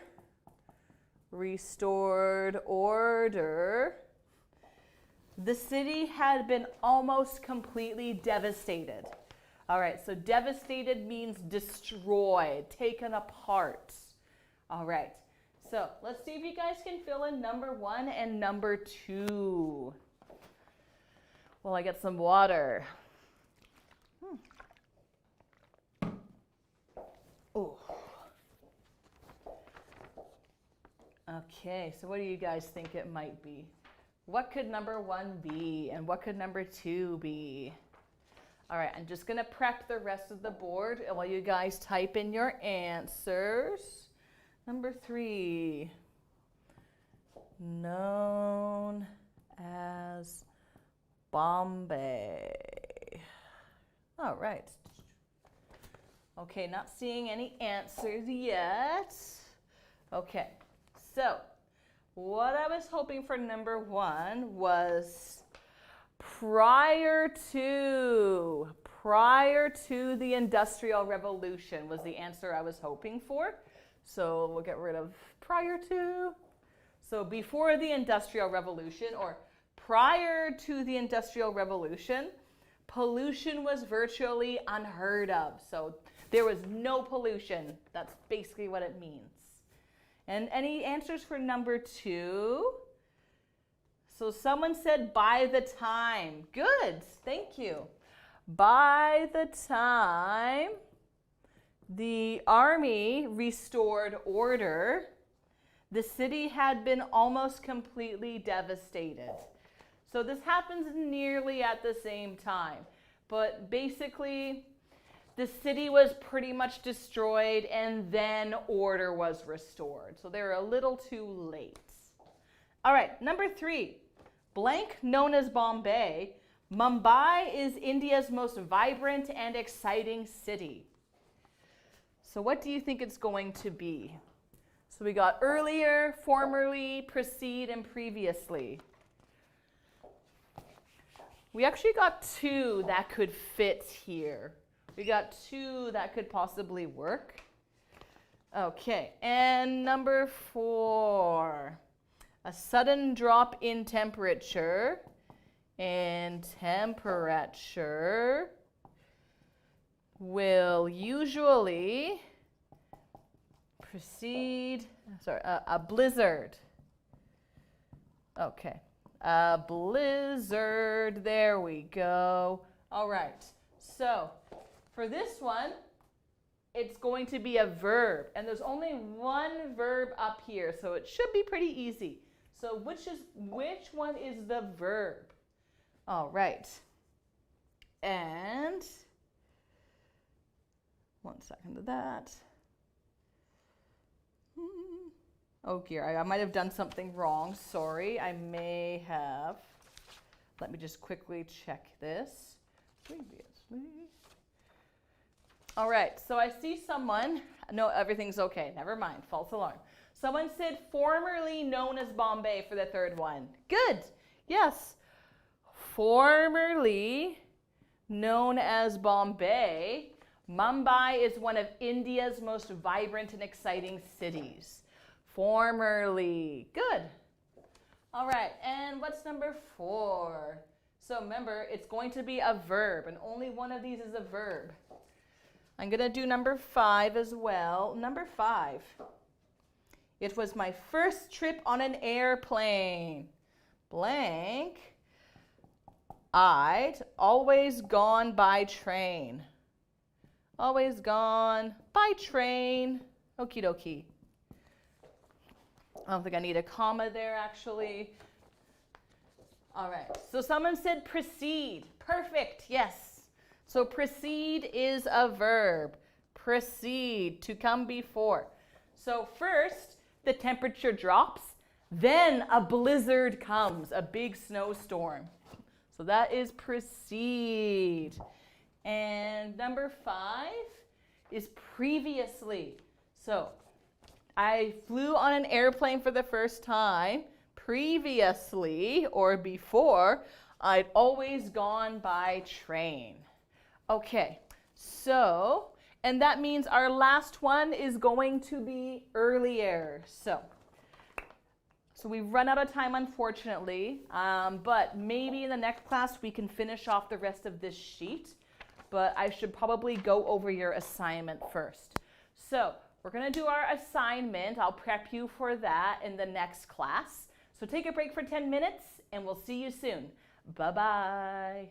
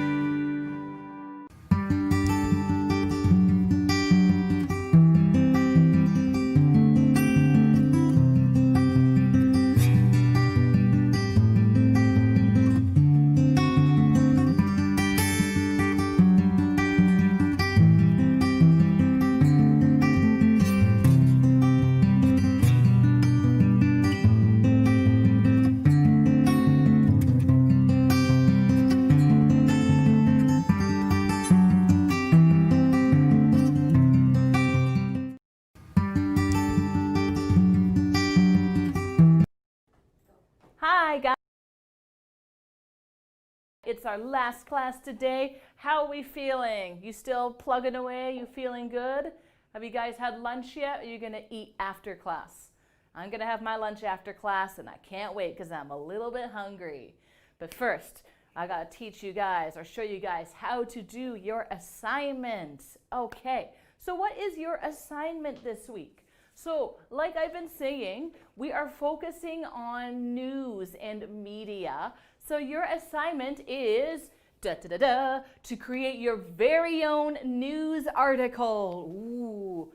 Now, I know this might sound a little bit challenging, but it could actually be really fun. You can make up your own story, or you can find a story online or tell a story that belongs to your friend or a family member and make it in news form. Okay, so I'm going to quickly go over the rules and what I expect of you, or we expect of you from this assignment. And then I'm going to give you guys some examples and tips on how to create your very own news story. All right, here we go. So you'll notice at the bottom here, we got a couple of rules or guidelines we want you to follow. Okay, so here's the grammar component. We would like you to use 5 instances of direct speech. So what is direct speech? Like we covered at the start of class today in our first class, she said, quotes, "I hate ramen," said nobody ever. Okay, so that is direct speech. It's when you're using the quotation marks and the person, they are speaking in first person usually. And I want you to use 5 instances of indirect speech or reported speech. So what is that? Okay, so we learned about this earlier in class today. So I'm going to erase this rule for now, just so we have some space. So direct speech. So for example, she said that she will move to India. Okay, so this is what reported speech is. You're not using the quotation marks. You are using, you're going to talk about third person. So this is reported speech, this is direct speech.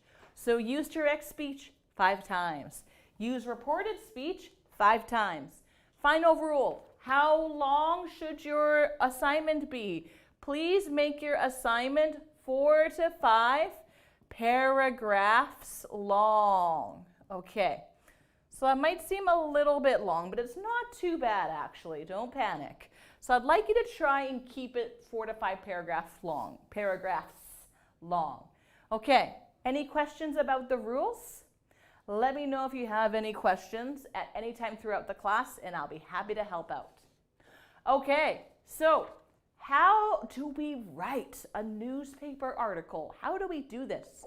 Okay, so you're going to notice here you got some more little things helping you out. So when this is some of the important information that you should include in your newspaper article. So you will notice here we actually have a bunch of some more vocabulary for you guys. Woohoo! All right, so a newspaper consists of 1, 2, 3, 4, 5 parts. Okay, so 5 parts of information. So usually your newspaper article is going to have something that is called a headline. Okay, so I'm just going to make this into a little column. So this is my newspaper. Now, you may have this, but this is an example that you guys were given for a newspaper. So this is longer than what we expect you to do, although you could make it this long if you really want to. But this is what a news article usually looks like. You might have, like, here's your title, here is the author and the date, and then at the start you're going to have the most important information. Okay, so you can refer to this anytime you like. You can refer to it when you're doing your homework. I'm going to be writing my own example here though. Okay, so typically, like it says here, a typical news article has 5 parts. The first part, this is the biggest part, headline. So it's a short title, and it's a title that quickly tells you what the story is going to be about. Okay, so here is my newspaper article. Crazy white dog eats everything in sight. Okay, so this is a true story. This is a dog that belonged to a friend of mine. So it's this crazy white dog, and this dog would eat everything it saw. Okay, so I'm going to underline that, and hold on, let me just check something. Oh, okay. So this is going to be the title of your assignment, for example. So here's the headline, quickly telling you what's the story about. So this is one of the most important parts of your newspaper. And what's next? Byline. Okay. Byline. So this is who tells the story.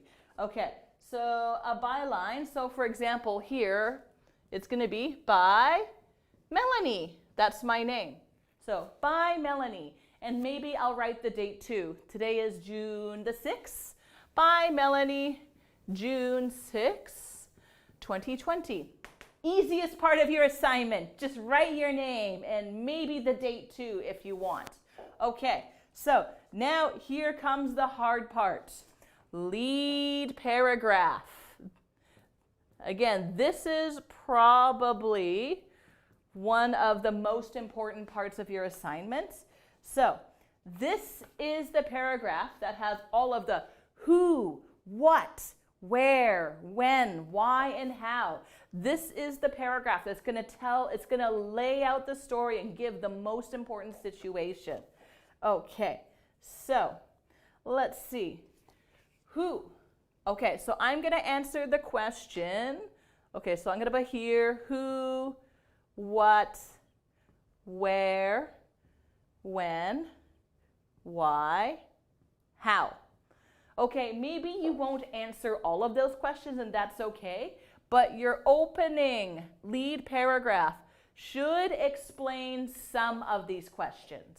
Okay, so here we go. I am going to start off my lead paragraph. All right, so this dog's name is Jojo. So who? Jojo, a giant white Samoyed dog.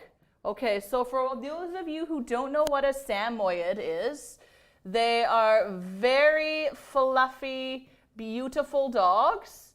They're very big and they're very cute. These dogs are very high energy. They used to pull sleds in Russia. So they have thick white fur. They can stay warm in the cold Arctic winter. And they're very strong, very powerful dogs. All right, so Jojo, a giant white Samoyed dog. So I've ticked off my who. So loves to eat anything that he sees. Okay, so what? I've kind of answered the what. So these are the important questions. Who, what? So I talked about a dog. What does the dog do? The dog likes to eat anything he sees on the floor. And this story actually took place a long time ago, but let's pretend this happened last week. In the last week of June,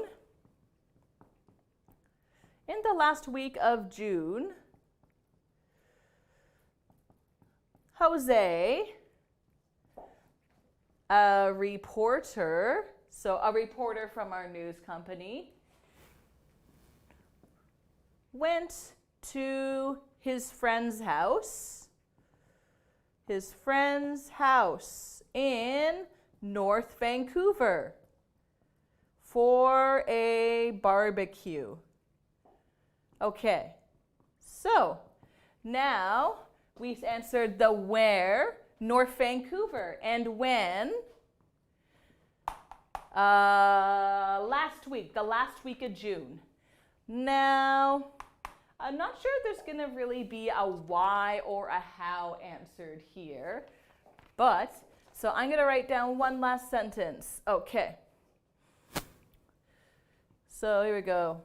Jose said that he was shocked at the giant dog he saw there. The giant dog he saw there. All right, so this is my first instance of reported speech. I'm going to underline the reported speech sentences in blue. So here's one of my reported speeches. All right, so this is my first paragraph. I've answered most of these questions. I've introduced the story, the characters, and what happens. Okay, so next, explanation. Okay, explanation.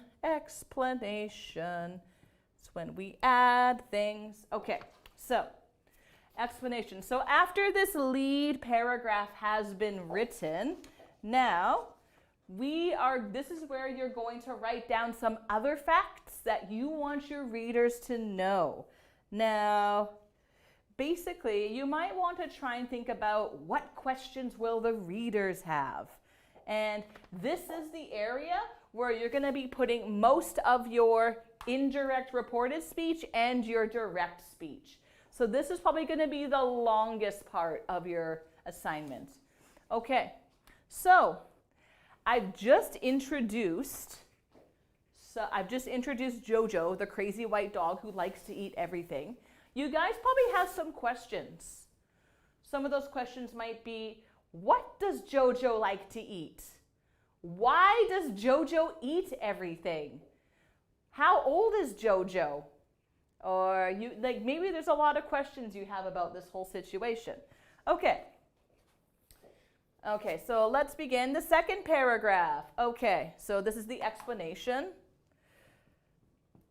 I couldn't believe how much Jojo was eating off the floor, Jose said. All right, so here's one of my direct quotes. All right, so here's a direct quote. All right, so now I'm going to answer, what did he eat?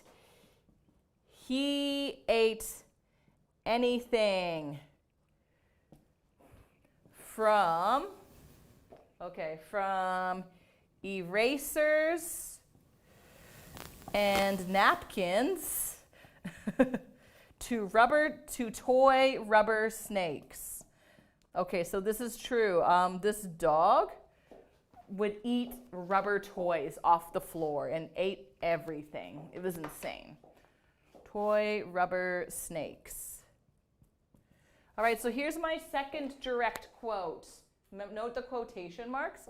So this dog, he ate anything from erasers and napkins to toy rubber snakes. They're not food. These are not food items, but the dog is eating it anyway. Okay. So why is Jojo eating all of this stuff? All right, so Jose speculates. So that's kind of thinking, to think or to guess. Jose speculates that Jojo might be eating everything.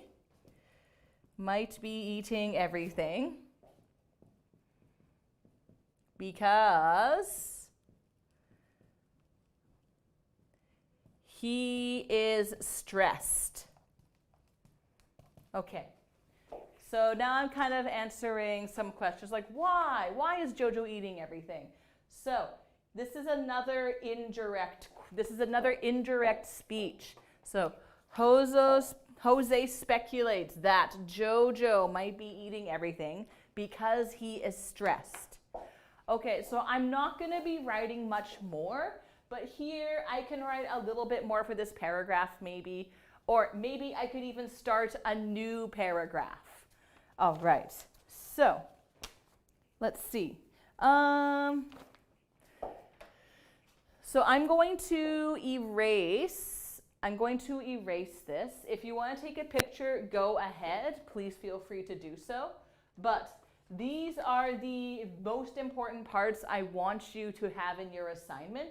So again, the explanation, this is short. Just pretend I have another paragraph or two. I don't want to bore you all with me just writing out an article for the entire class, so I'm keeping it short. All right, so I'm going to erase the board in 3, 2, 1.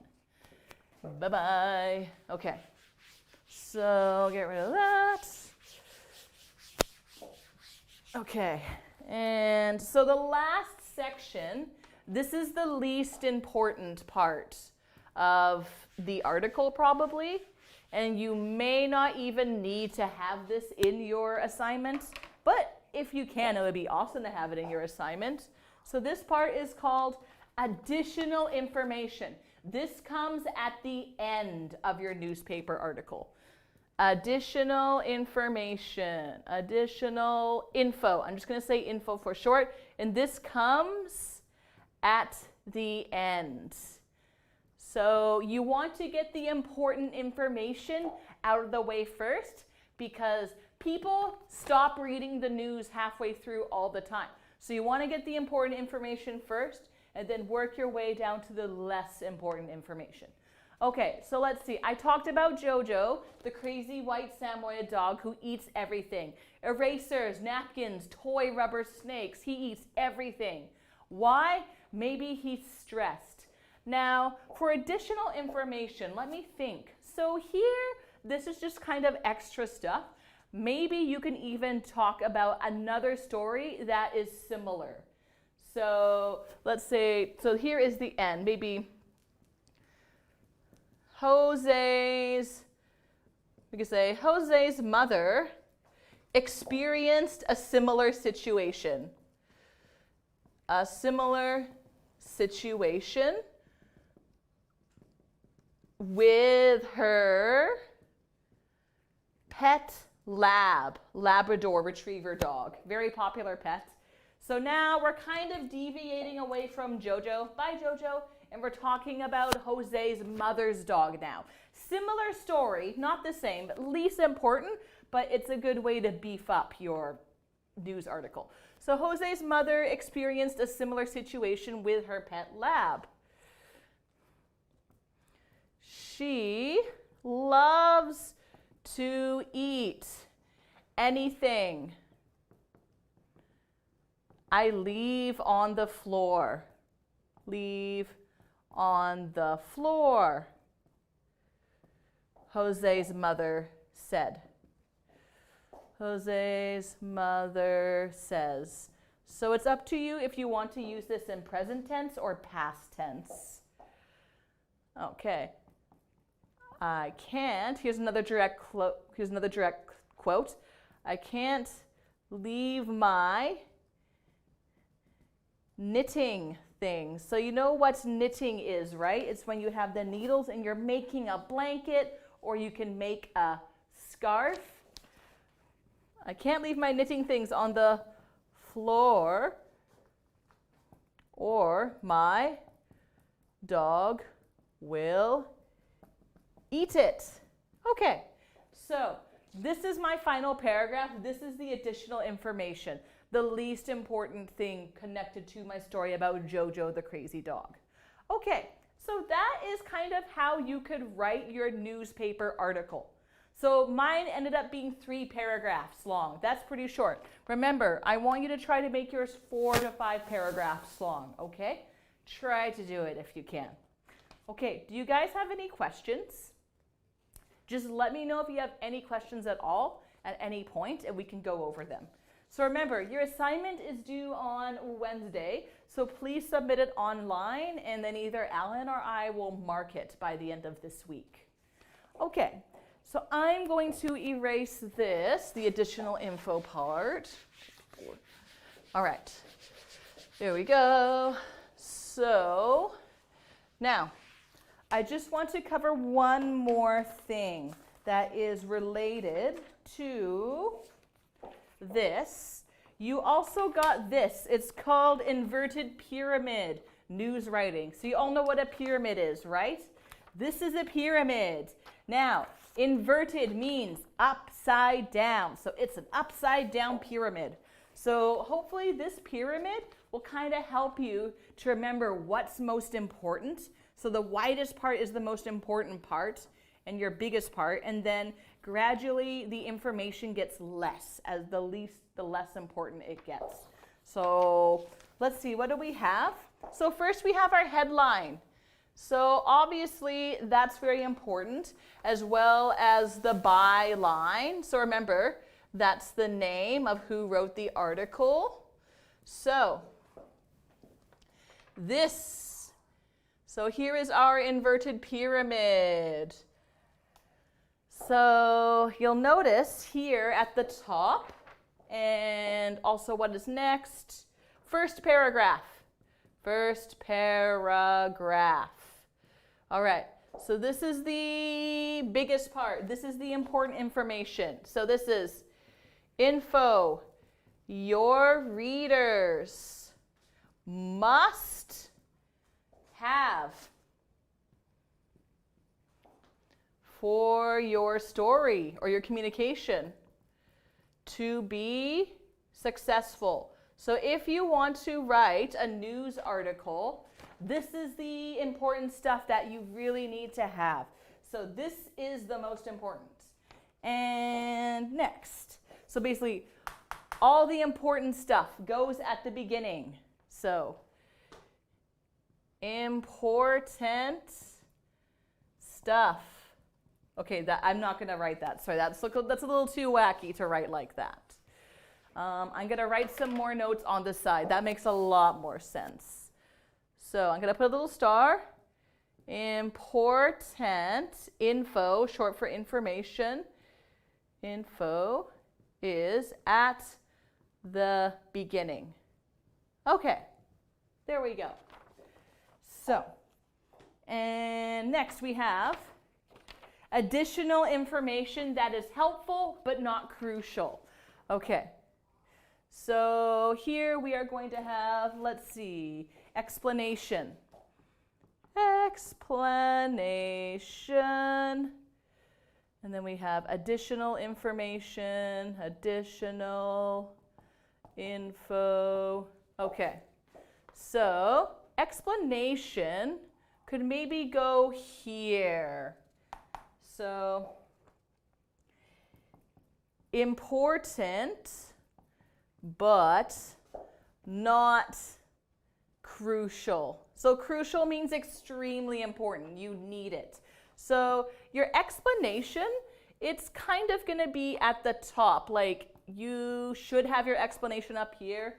And then the additional info could be around here-ish. So this is info that's nice to have. Nice to have, but not really important. Not really important. Okay, so less important info. Less important info comes at the end. Okay, so here's my little pyramid explanation notes for you. I hope this is clear what I'm trying to explain. So remember, your important information at the start. And then as you kind of get lower down, your less important information, and then finally at the end, your least important information. Okay, so do you guys have any questions about how to write a news article?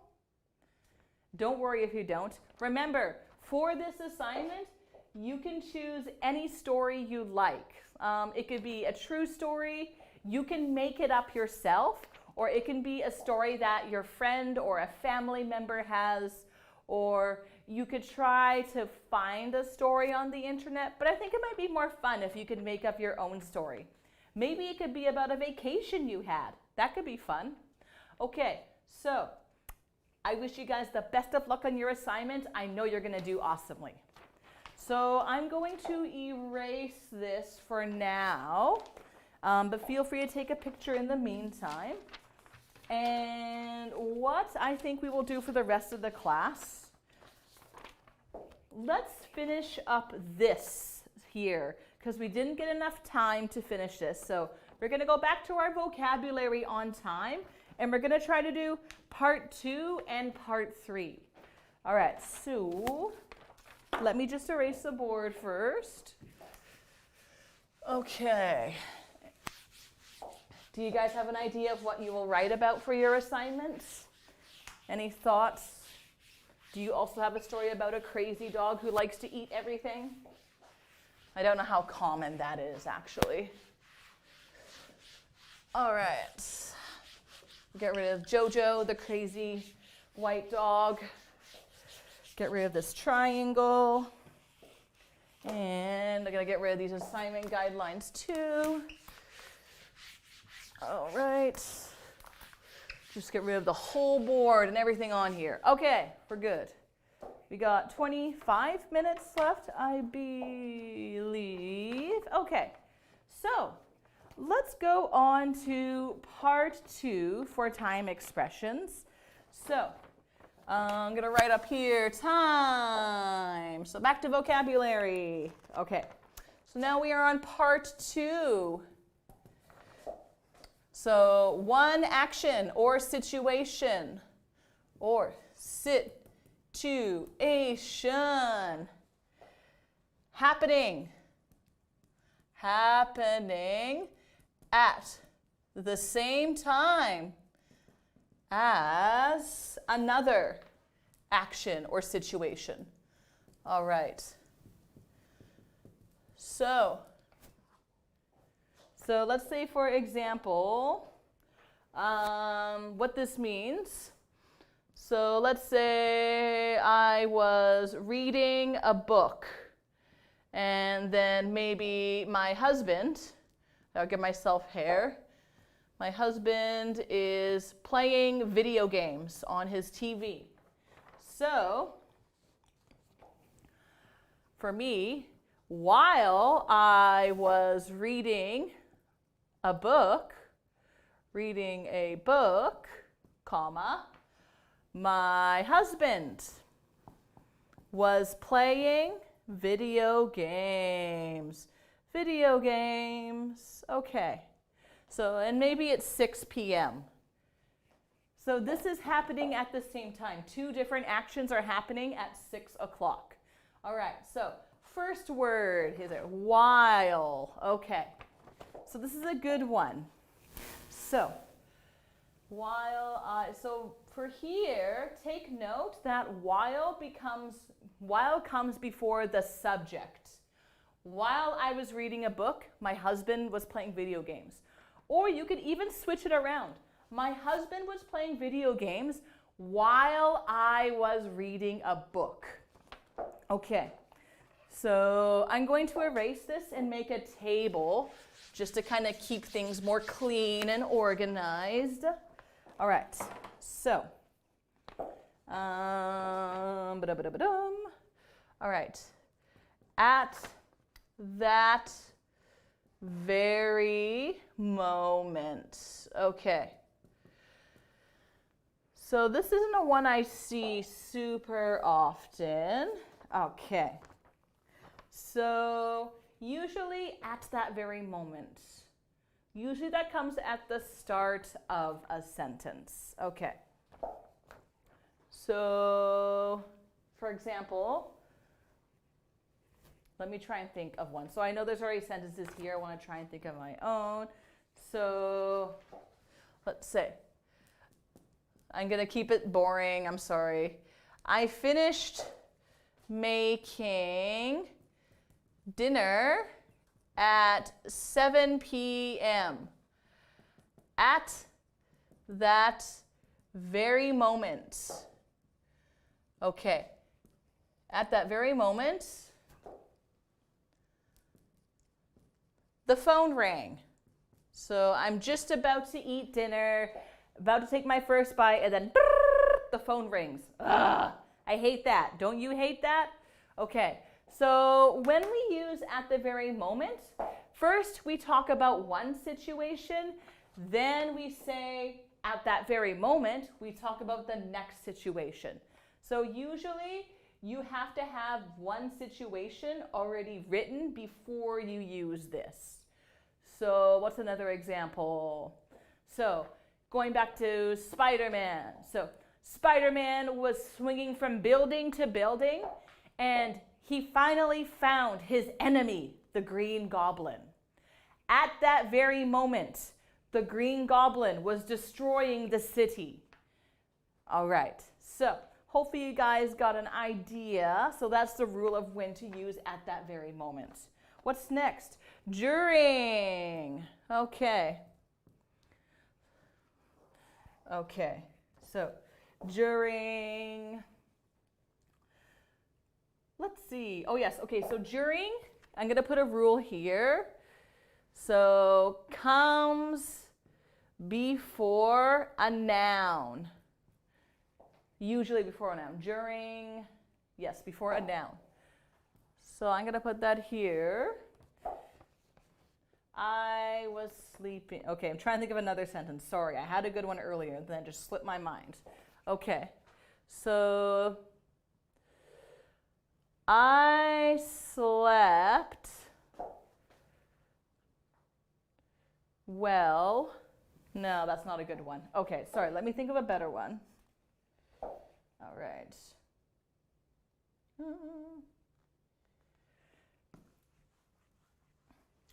This is a tricky one to make. I will come back to this one for a second. I think I want to go on to the next one first. My apologies. I'm having a bit of a brain fart here. We'll come back to this after I think of a better sentence. Okay, so in the meantime. Okay, let's see. So similar to at that very moment, you're typically going to have one event preceding another event. So let's say, for example, okay, I need to get this house cleaned. Okay, this is going to be a funny sentence. I need to get this house cleaned before my parents come over. Okay, before my parents come over. Sorry, these sentences are very uninspiring, I know. Before my parents come over. Okay, so I'm going to be cleaning my house. In the meantime, so basically, while I'm cleaning the house, can you cook the dinner? So basically, if my husband and I were working together to have parents come over, so in the meantime, you cook dinner, I clean the house. So we're dividing the labor. Okay. Okay, so I thought of a good example. Okay. During my speech. So like during my speech, someone was talking on their phone.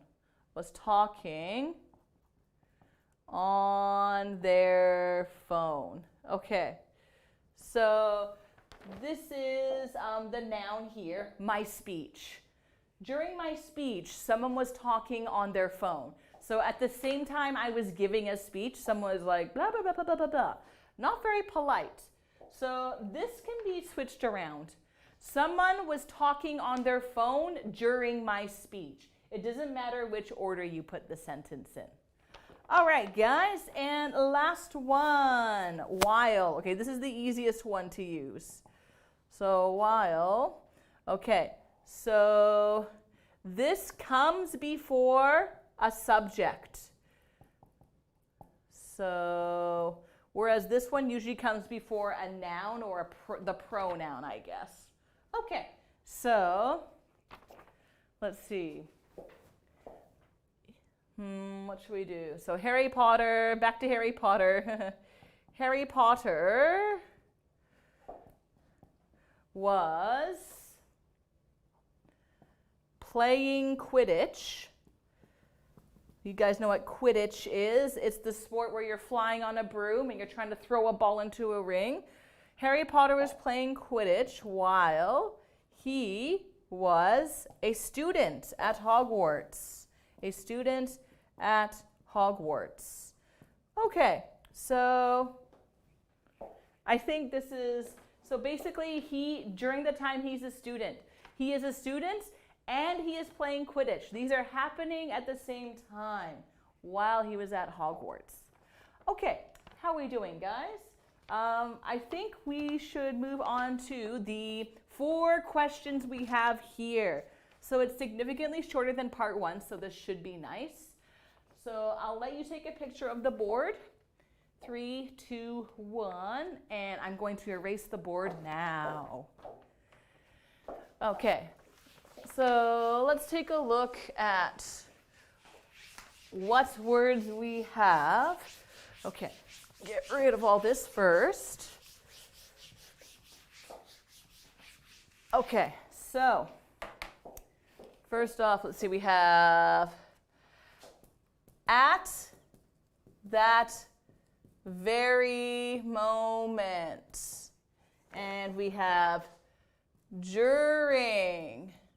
We also have in the meantime. And we have while.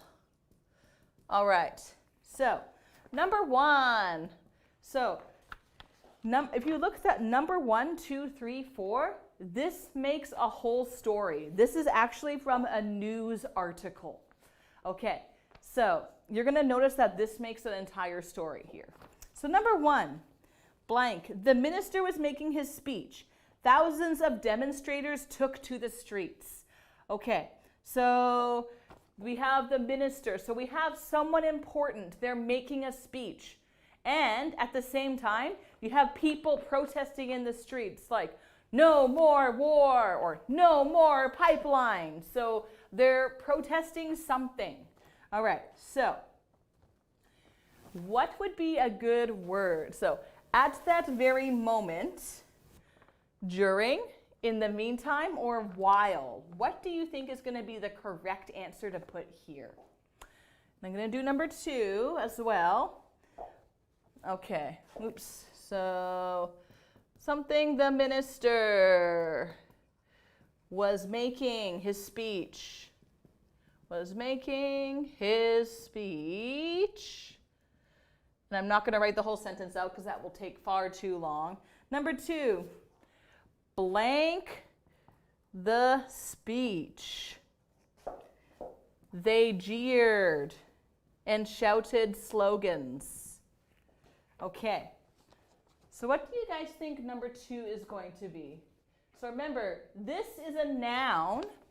So this is a noun, and which one of these can be used with a noun?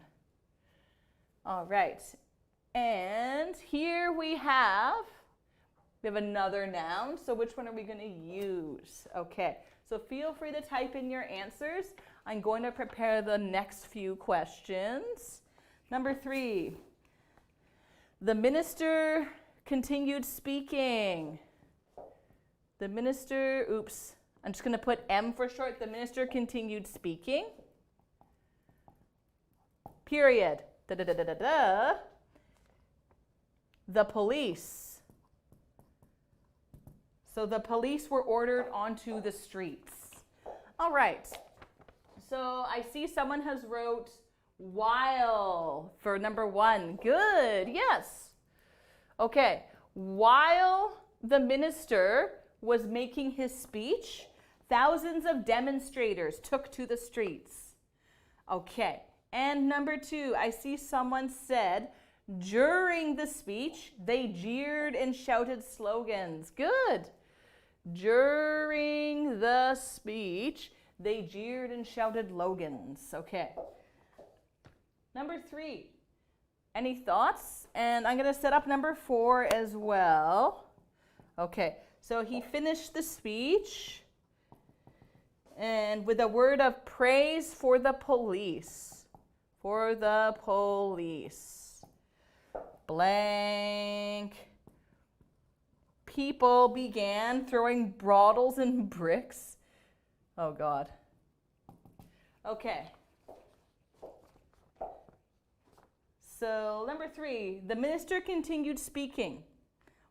Blank. The police were ordered onto the streets. Okay, so what's it going to be? And then number 4, he finished the speech with a word of praise for the police. Blank. People began throwing bottles and bricks and the riot began. So what are we going to put for these 2 blanks here? Just grab some water and get my throat all... Excuse me. Okay. Any thoughts, guys? So I know it's a little bit tricky, but I think you guys can do it. Okay. So number 3, what I was hoping you guys would write is, the minister continued speaking. In the meantime,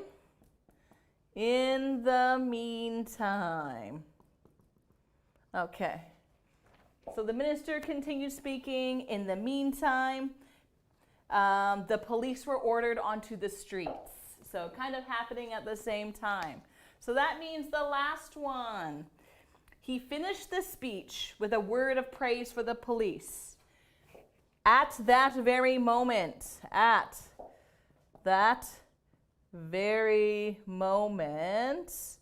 okay, so this just kind of finished, like he just finished his speech, and then suddenly people start throwing things at the minister. They're angry at them. So maybe these people, they are demonstrating in the streets. They don't like the police. Maybe the police are corrupt and the police are killing people. So maybe that's why these people are demonstrating in the streets.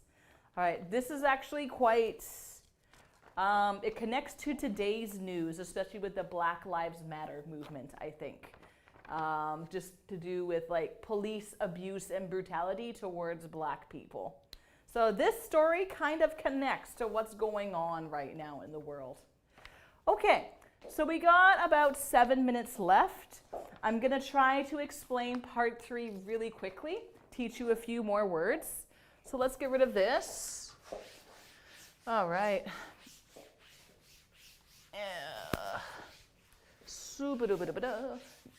Erasey, make more spacey on the whiteboard. Okay. Part 3, okay. So part 3, 1, action or situation happening or occurring after another action or situation.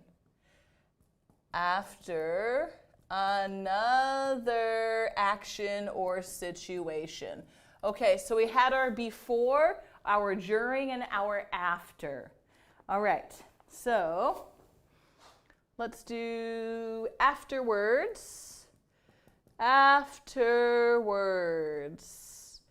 And we have as soon as, and following. Okay, let's see. So afterwards, this usually comes at the start of a new sentence. So this here, at the start of a new sentence. So first you introduce one thing, then you introduce another thing. So for example, so remember the story about Spider-Man? So the Spider-Man defeated the Green Goblin Afterwards, his girlfriend, Mary Jane, gave him a kiss. Mwah! Okay, and as soon as, okay, so, let me see. So usually, as soon as, okay, not always a noun, not always a subject. Trying to think what comes after. So, these two could probably be easily switched around together. So I'm just going to give you some examples. Okay, so, for example, today, as soon as class ended, Melanie ate her lunch. So basically, class ended shortly after, eat lunch. Okay, and following. So this, again, I feel like these two could be kind of switched around sometimes. So let me think of an example sentence. Following the Christmas holidays, we have the New Year's holidays. So we get a long winter vacation. All right. Sorry, I'm kind of rushing through this just because we're running out of time. So I apologize if these explanations are not the clearest. Okay. So, number one, blank the earthquake. Earthquake. Following. So actually this one usually comes after, no, before a noun. So usually this comes before a noun. Okay, so the earthquake, emergency, organizations around the world swung into action. Okay, so do you think it's going to be afterwards, as soon as, or following? So let's see. We have a noun. So which one do we want to use? Number two. So something, the stock market collapsed. Uh-oh, that doesn't sound good. Collapsed. Okay, something the stock market collapsed. There was panic buying on an unprecedented scale. Okay, and number three. The Klondike Gold Rush lasted from 1896 to 1910. Blank. The area became deserted overnight. All right. So you want something that comes at the start of a sentence. So which one of these three are we going to use? Okay, I see someone has said following the earthquake. Good. Yes. Okay, so like I said, the earthquake is a noun, and following is usually used before a noun. So first the earthquake happens. Following the earthquake, emergency organizations around the world swung into action. So that means they helped the area that suffered an earthquake. Okay, number two, do we have any answers? Okay, now, any thoughts? If not, you can tell me number three. Number three might be a little bit easier because you're going to choose one where this comes at the start of a sentence. Okay. So number two, someone said as soon as the stock market collapsed. Good. As soon as the stock market collapsed. Good. Okay. So this is similar to when. Think of this as when. And following, so think of this as after. Following the earthquake, after the earthquake, emergency organizations sprung to action. And that means number three is going to be afterwards. Afterwards. Okay. So the Klondike Gold Rush lasted from 1896 to 1910. Afterwards, the area became practically deserted overnight. This could almost be similar to then, or just after. Okay, so that is it for our lesson today, I believe. So sorry I had to kind of rush that last part a little bit. I'm going to be here again for class tomorrow. So if you have any questions about today's material, just let me know. All right, so thank you so much for tuning in and participating. I hope you had a fun lesson today. So I'll be here again tomorrow, and I'll see you bright and early. Have a great day, guys. Bye-bye.